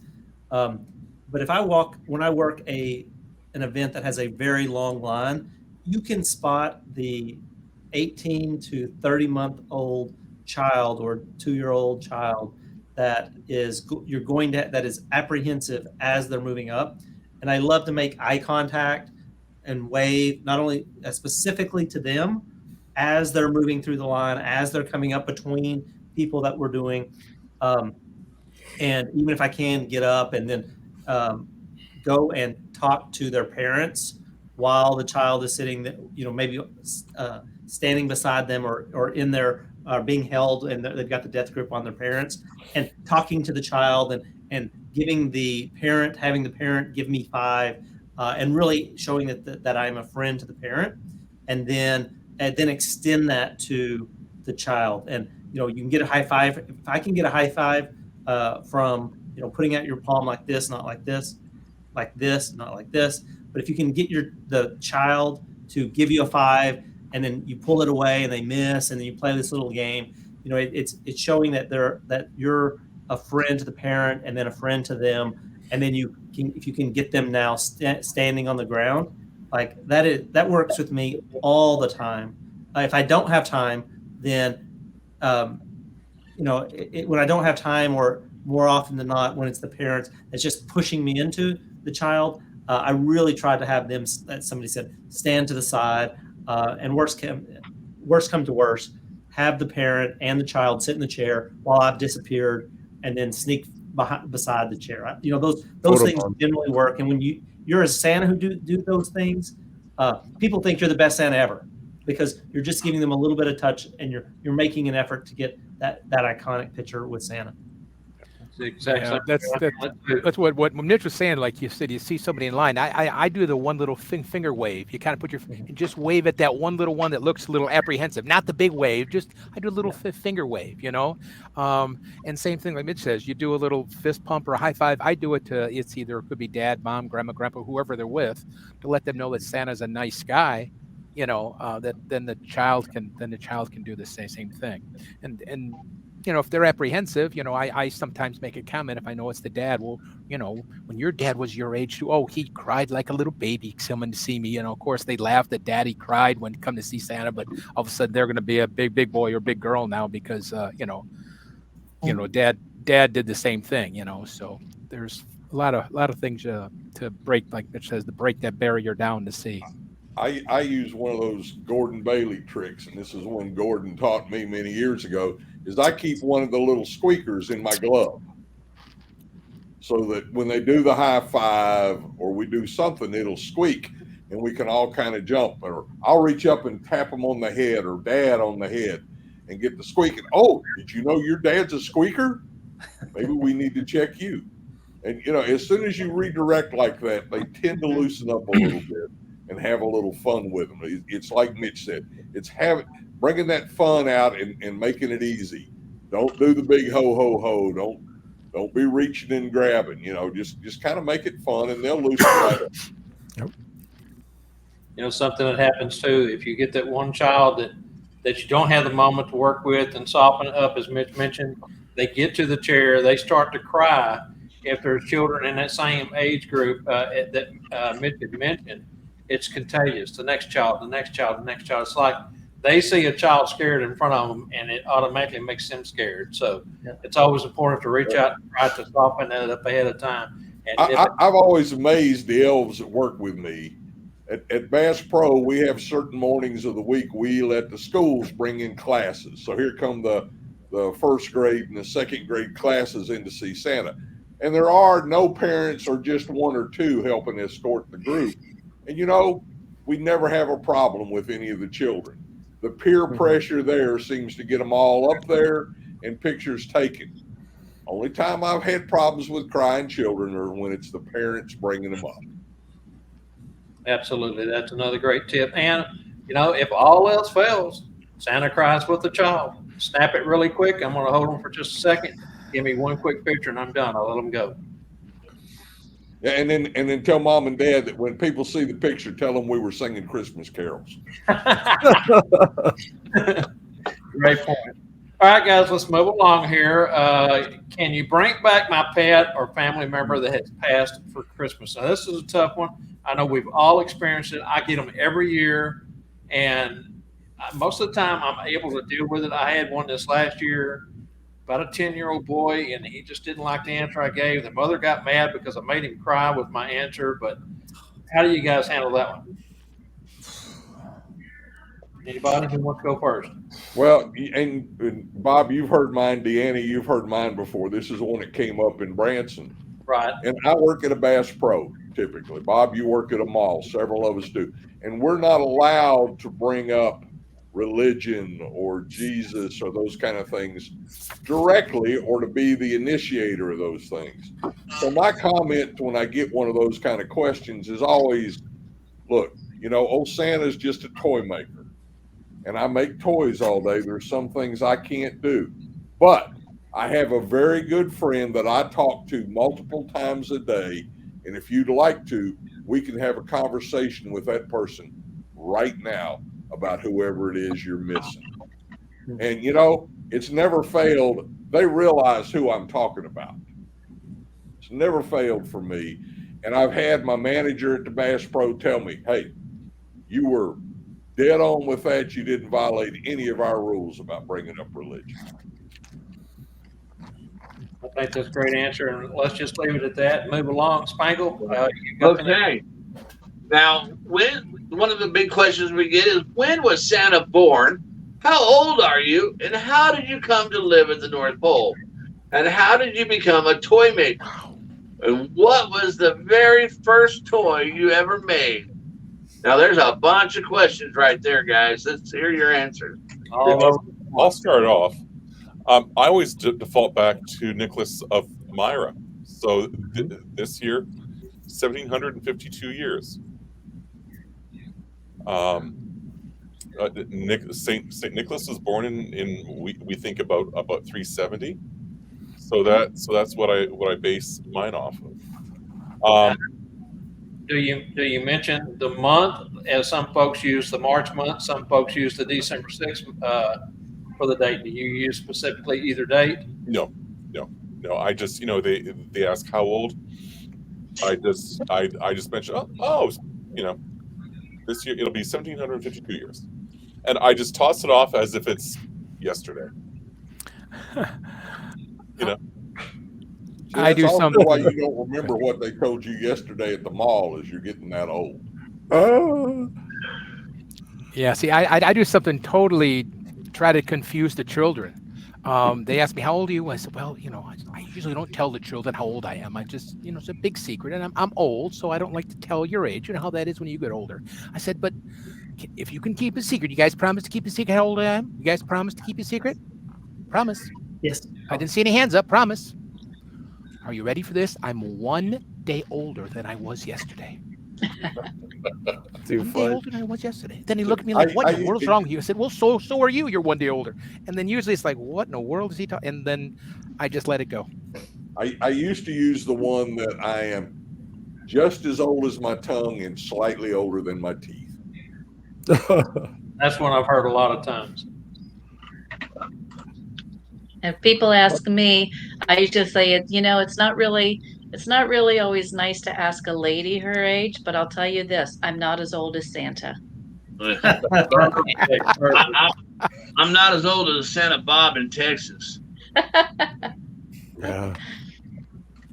Got you. All right, Randall, let's go ahead and move along. All righty. This is actually, Deanna, you get the first one on this one. Okay. Ready? How did you meet Santa? How long have you guys been married? And do you have any children? And I can't ask the last one because it's not nice to ask a lady. You already answered that question. How old is Mrs. Claus? So we'll skip that one. But how did you meet? Okay. And I have been asked how many children do you have? And I kind of look up in the sky and I say, I have billions and billions of children because they're all over the world. Every child in this earth, I feel as though it's our child. Yeah, but don't you have any of your own? Is it like, I have billions, and then just kind of move on. So I don't really ever answer that question specifically. How we met, like many of us, I use my real life. My real life example is that Santa was visiting the area and he had friends, and his friends were actually friends of mine, and they introduced us, and we started talking, and we kept talking, and we kept talking, and we've been married for so long it's hard to even remember. I don't really give an exact number of years. Good way to do it. Who else is a bet? I just want to hear another backstory on that, because it's part of our backstory. Exactly. I work with Mrs. Claus. I work with Mrs. Claus that when she gets, I don't get asked that question as Santa, but Mrs. Claus seems to get asked about children, and that she then goes into talking about elves. Like, we don't have any children, but we have, all these elves at the North Pole, and goes into an explanation of storytelling about elves. I don't know if you do that, Deanna, or. No, I don't. I don't take it back to the North Pole, but that's a great idea, Mitch. I may have to borrow that idea. All right, anybody got anything to add to that one? Okay. Well, let's go on. Let's go. How many toys does Santa and the elves make in one day? In 1 year? Are all of the toys made at the North Pole? And does Santa and the elves make the electronics? Or is that Best Buy? Anybody? Well, I quite often tell them that most of the electronics, the iPhones, the iPads, the Nintendo Switches and all that, we came up with the idea at the North Pole, but we license it out to people to be made, right? And I forget who it was the other day, Bob, it might have been on the Monday show, that somebody was talking about their elves, Fisher and Price. That was Greg. That was Greg, yes. Yeah, it was Greg talking about that on Tuesday last week about the elves. I love that one. I wrote that one down. I'm going to remember that one. You and I both are stealing that one. Yep. I said the same thing to myself. That's one I'm going to use. I love that answer. It was perfect. And that was the three elves that's on his staff, his Santa staff, that he named. All right. Any other questions there? Or answers? Not questions, but answers. All right, then. Let's go ahead and move along. How does Santa make it all around the world in one night and deliver all the presents? And then the add-on to that is, how does your bag and sleigh hold all those presents? I've heard so many great answers here. I know we're going to have multiple answers, so who wants to start? Well, I had said earlier, Bob, that I go reverse to the national date line, and I start on the other side of the world, and that's how I do it in one night. And see, I tell them, all these time zones in the world, and there's actually 29 time zones in the whole world. They all come together right at the top of the world at the North Pole. So time is meaningless to us at the North Pole. So we can control time easily because all of it comes together right there and is held together at the North Pole. So getting around the world in one night is the simplest thing Santa does. That's a great way to put it. I like telling them that I know that next house has cookies for me, and I want to get there and get them cookies too. Makes me hurry up a little bit. When I heard they had your favorite cookie at that next house. The round one. The round one. Got an answer for that one? Deanna, you got an answer for that one? I know it's kind of directed towards Santa, but Mrs. Claus has got to have an opinion there. Well,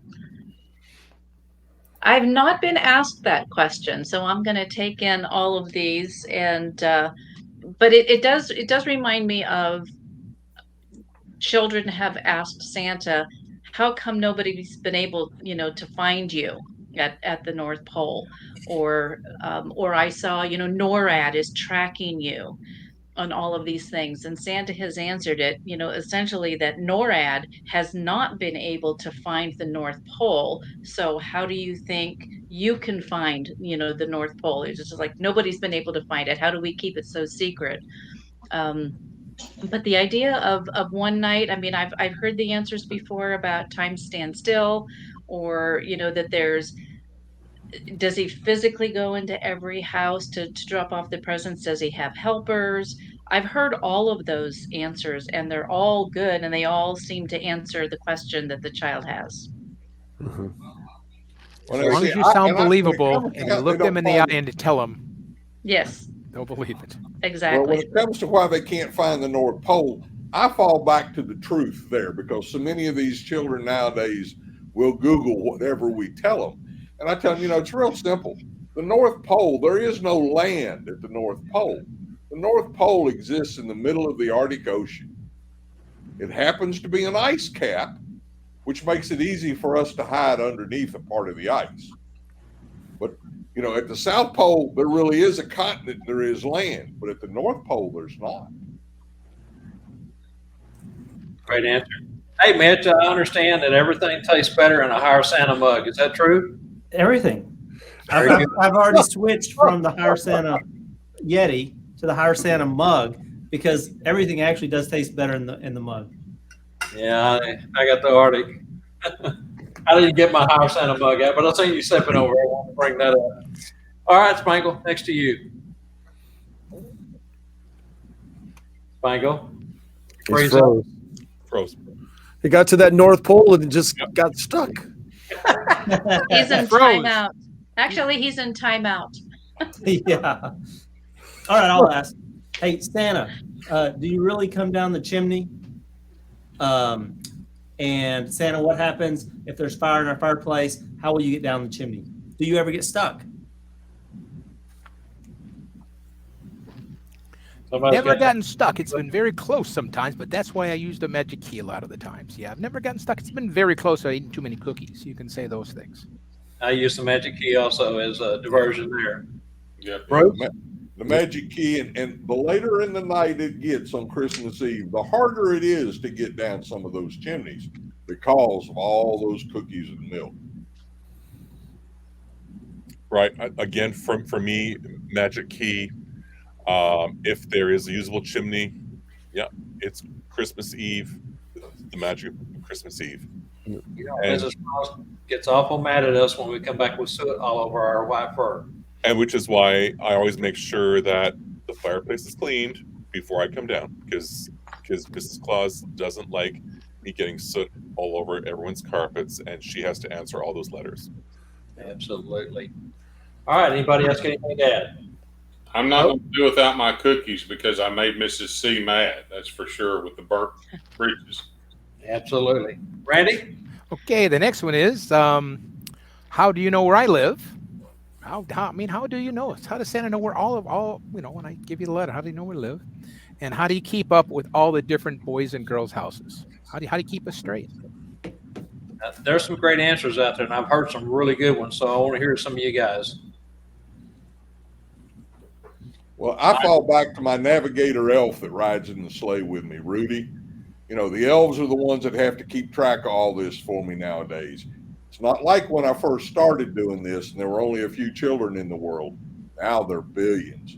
So it takes a whole team of elves to keep up with it, and it's Rudy's job to get me at the right house at the right time. With the right gift. Also, remember, technology has come a long way. GPS works great for Santa. Michael, you got an answer for that one? No, I use my phone GPS a lot and answer a lot like Rex does. I always put it onto another elf. He's responsible. My job is to get it there, and he's my navigator. So. Very good. Anybody got anything to add to that?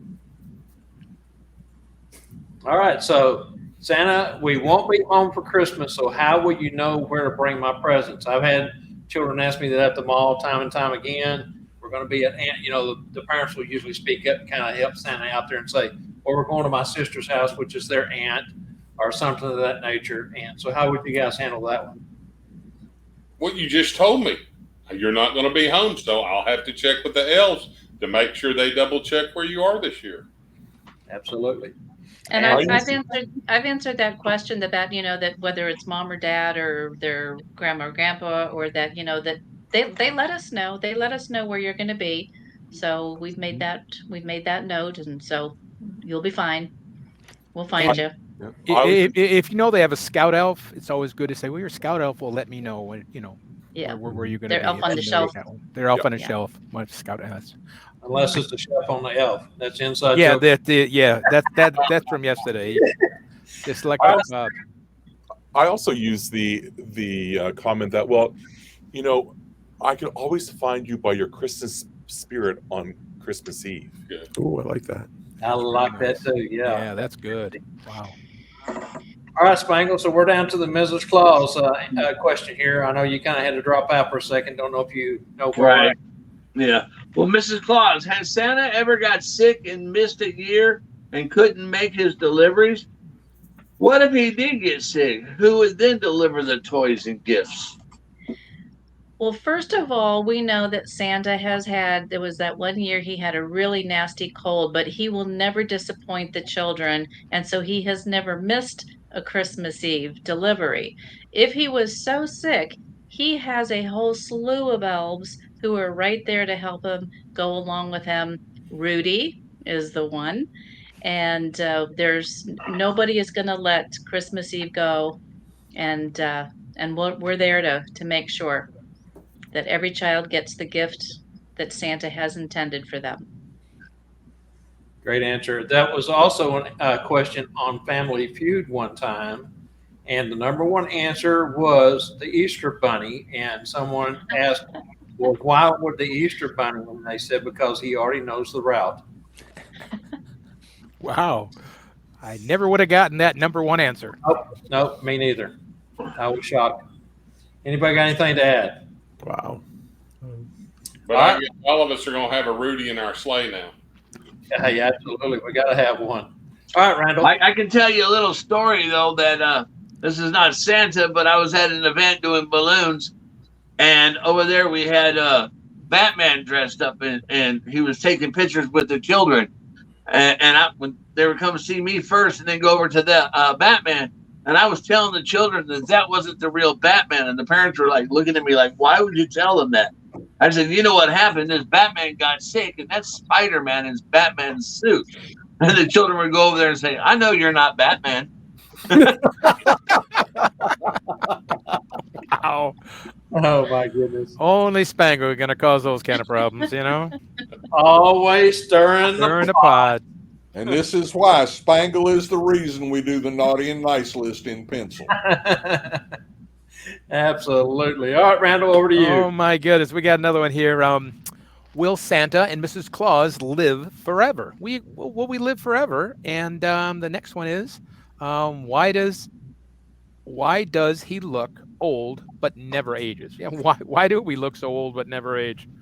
Well, the Northern Lights is timeless. Keeps us timeless. We don't age under the Northern Lights. Then why don't you look like a 7-year-old? Because I didn't start as a 7-year-old. Good point. Of course, you go back to the claymation, and you know the very first claymation, Santa was young, redheaded, red beard, you know, and so I guess he has aged if you look back to that, and you know, then the progression. But then you get to that certain look, and then you don't age anymore after that. It's something about the the magic of the Northern Star and everything else that keeps us. Peppermint skin on. Color, once it got white, it was stayed white. Yes, absolutely. All right, Spangle, let's move this along. The next one's yours. All right, guys, let's see if our viewers have any questions or comments for us. Let us see what they have to say. Yeah, there's been quite a few that's come up, so we'll kind of let Angela go back and grab a couple of the good ones. Give her just a moment to do that. And I know we've run extra long tonight. We knew that was going to happen. Hey, we could have stayed all night, with the great answers that we have from the panelists. Fantastic. This has been probably my favorite show. I know I say that a lot, but this is really, I think, is something that maybe we need to do more of. Mitch, Deanna, you guys that that do this kind of thing, maybe this is something we ought to do more often. Absolutely. Yeah, that's really good. And we still got viewers. We got a few people watching. Exactly. I picked up a few that came in late. So, all right. He regenerates ever so many years. I like that. Very good.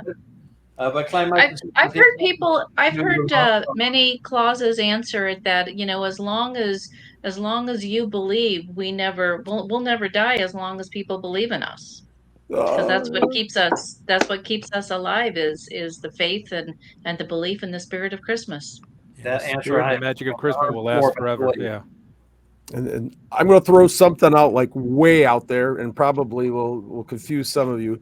As a middle school teacher, retired middle school teacher, a lot of these questions, at least for me, come from middle school age kids. And so then a lot of times I'll look at them and say, well, are you a gamer? And the majority of times they'll say, yeah. And I said, have you ever played Assassin's Creed? DNA memory theory. And so I literally will go off into DNA memory theory with them because they play that in the game.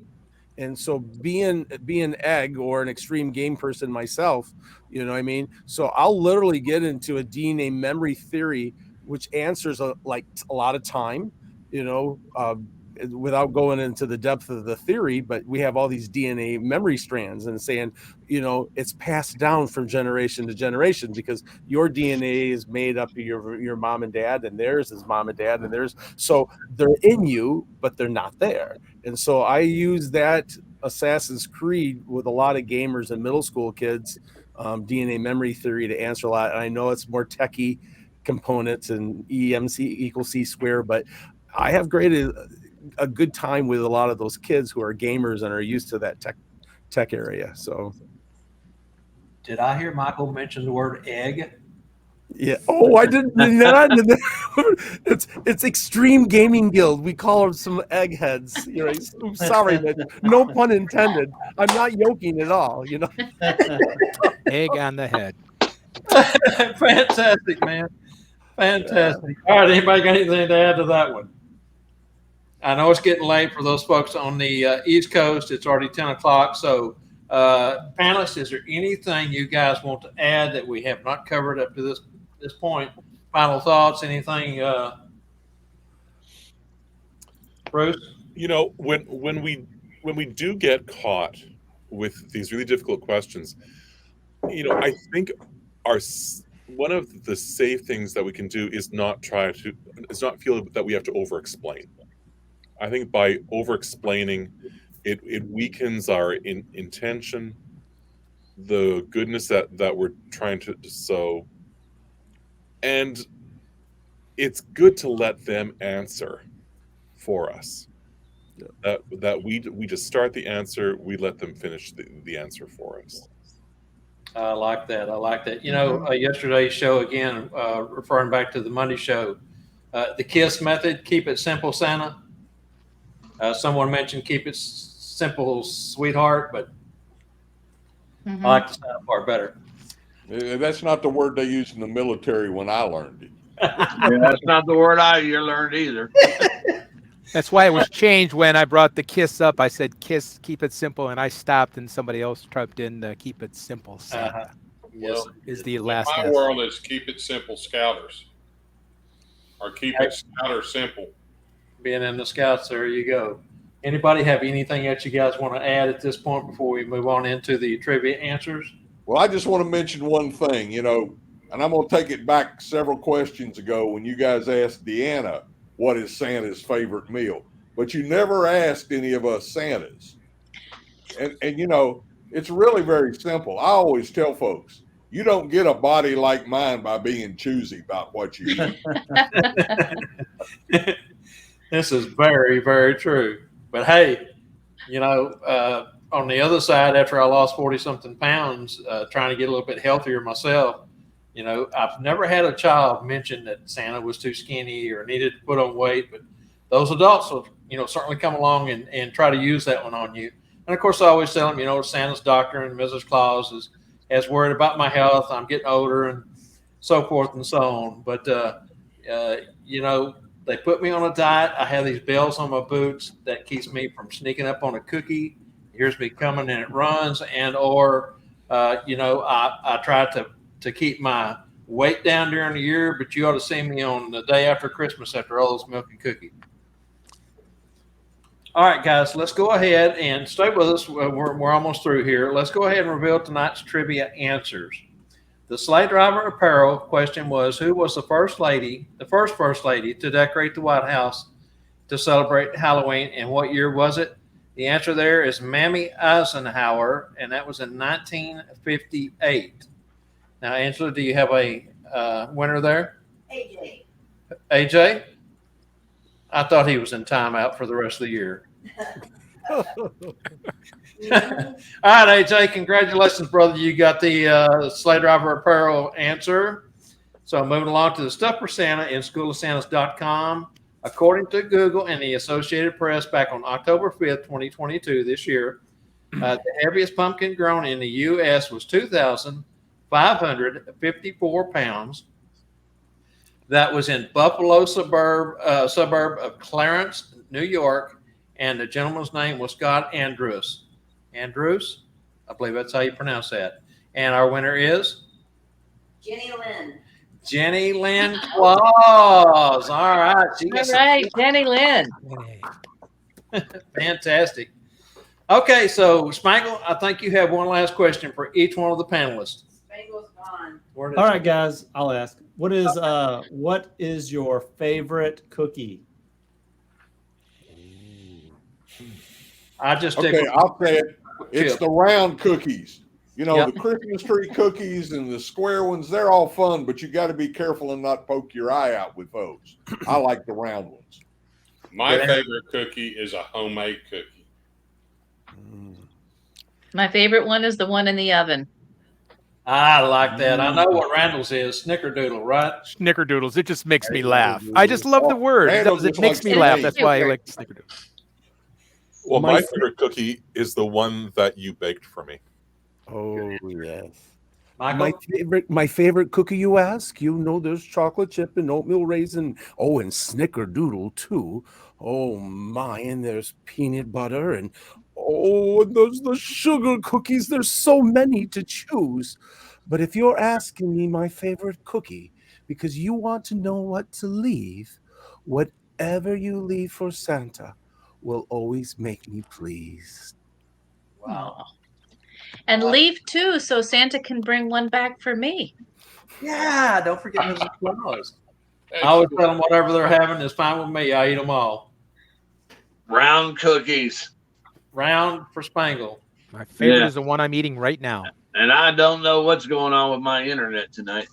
Well, that's all right. We Mitch covered for you on that question, so Thank you, Mitch. We're down to talking about next week's show. All right. Hey, guys and gals, join us next week for our second annual Halloween themed contest. Now, rumor has it we're going to have a best prize for Mrs., best prize for Santa, and a best original prize. Now, all three of those winners are going to get a prize, and then those three winners are going to go in a hat, and they're going to get an ultimate surprise prize. They're going to get a photo shoot with Jessica Rosa. Oh, wow. Now, And then all of the participants, everybody that participates in the show, their names going in a hat, and we're going to pull out a scholarship for the School of Santas.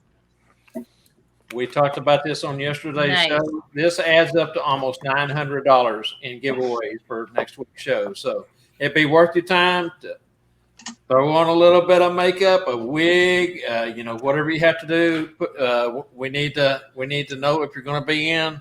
Our deadline is actually, what did we say, Saturday? Tonight for registration. Saturday for, if you can't make the show live, you're gonna do a video. if you can't make the show live, we will accept a video presentation of 2, 3, 5 minutes, whatever you can do as quickly as possible. I know Mitch is talked about having to do a video, but that we've got to have that by Saturday, no later than Saturday if you're going to do it that way. We'd prefer you come on live. And so again, between the $350 for the scholarship, the $349 for the photo package, the two $50 Cherry Hill programs, gift certificates to Spangle Store, and Tom Cordemelia at santascloset.org is giving away a $90 Santa buckle. So close to $900 in total value. Hey, Bob. Can we give them one more day since if they're watching the show today, maybe they'll call tomorrow and register? We can do that. We'll take it. Get it to us as quick and early as possible, please. It takes a while to put these shows together, and we want to make sure we have a good show for you next week. So we'll work with you. Just let us know as ASAP. And where does everyone register? We have, I think, 13 or 14 folks that's registered so far, but anybody that wants to, it doesn't matter if you're in the Santa community or not. If you want to come in, you can. Now the prizes are, directed towards the Santa community. So, but anyway, we'll take it. We'll take it. We had so much fun last year. It was a great show. Looking forward to another good time this next week. And Bob, where does everybody go to register if they haven't? They can contact either I or Angela Mack on Facebook in a PM, and or over on the Tuesday Night Live show page, Spangle, Randall, reach out to any of us and we'll get you registered. All right, Spangle, you got any final thoughts? I just think tonight was a great night. I think all these panel answers were great. I think people ought to have a notebook full of answers at their hand now to help them for the season. Absolutely. Absolutely. I want to say a special thank you to all of our guest panelists tonight. I know everyone we're getting down to crunch time. We're trying to prepare for the season. I start this next Saturday with a Lone Star Santa event that we're having a convoy of toys. And then every weekend after that, I'm full all the way up to Christmas. So fantastic job, guys. Your knowledge and your input on what we discussed and went through tonight. If you're new, you learned something. If you're old, you learned something. If you're just brain dead, you learned something tonight. Let me tell you, plenty of stuff out there for you, right? Okay, Randall. Okay, and also a big thank you to Derek Dugan and the Sleigh Driver for always giving such great gifts for the trivia questions. Big thank you to Derek. And, of course, that guy down there in the corner. We all know that guy, Stuff for Santa, good old Spangle. Thank you so much for being part and giving some phenomenal gifts every week for the Tuesday Night Live. It's just been it's such a nice thing for both you guys to do to be supporting this Tuesday night. And don't forget, guys, we're on Facebook.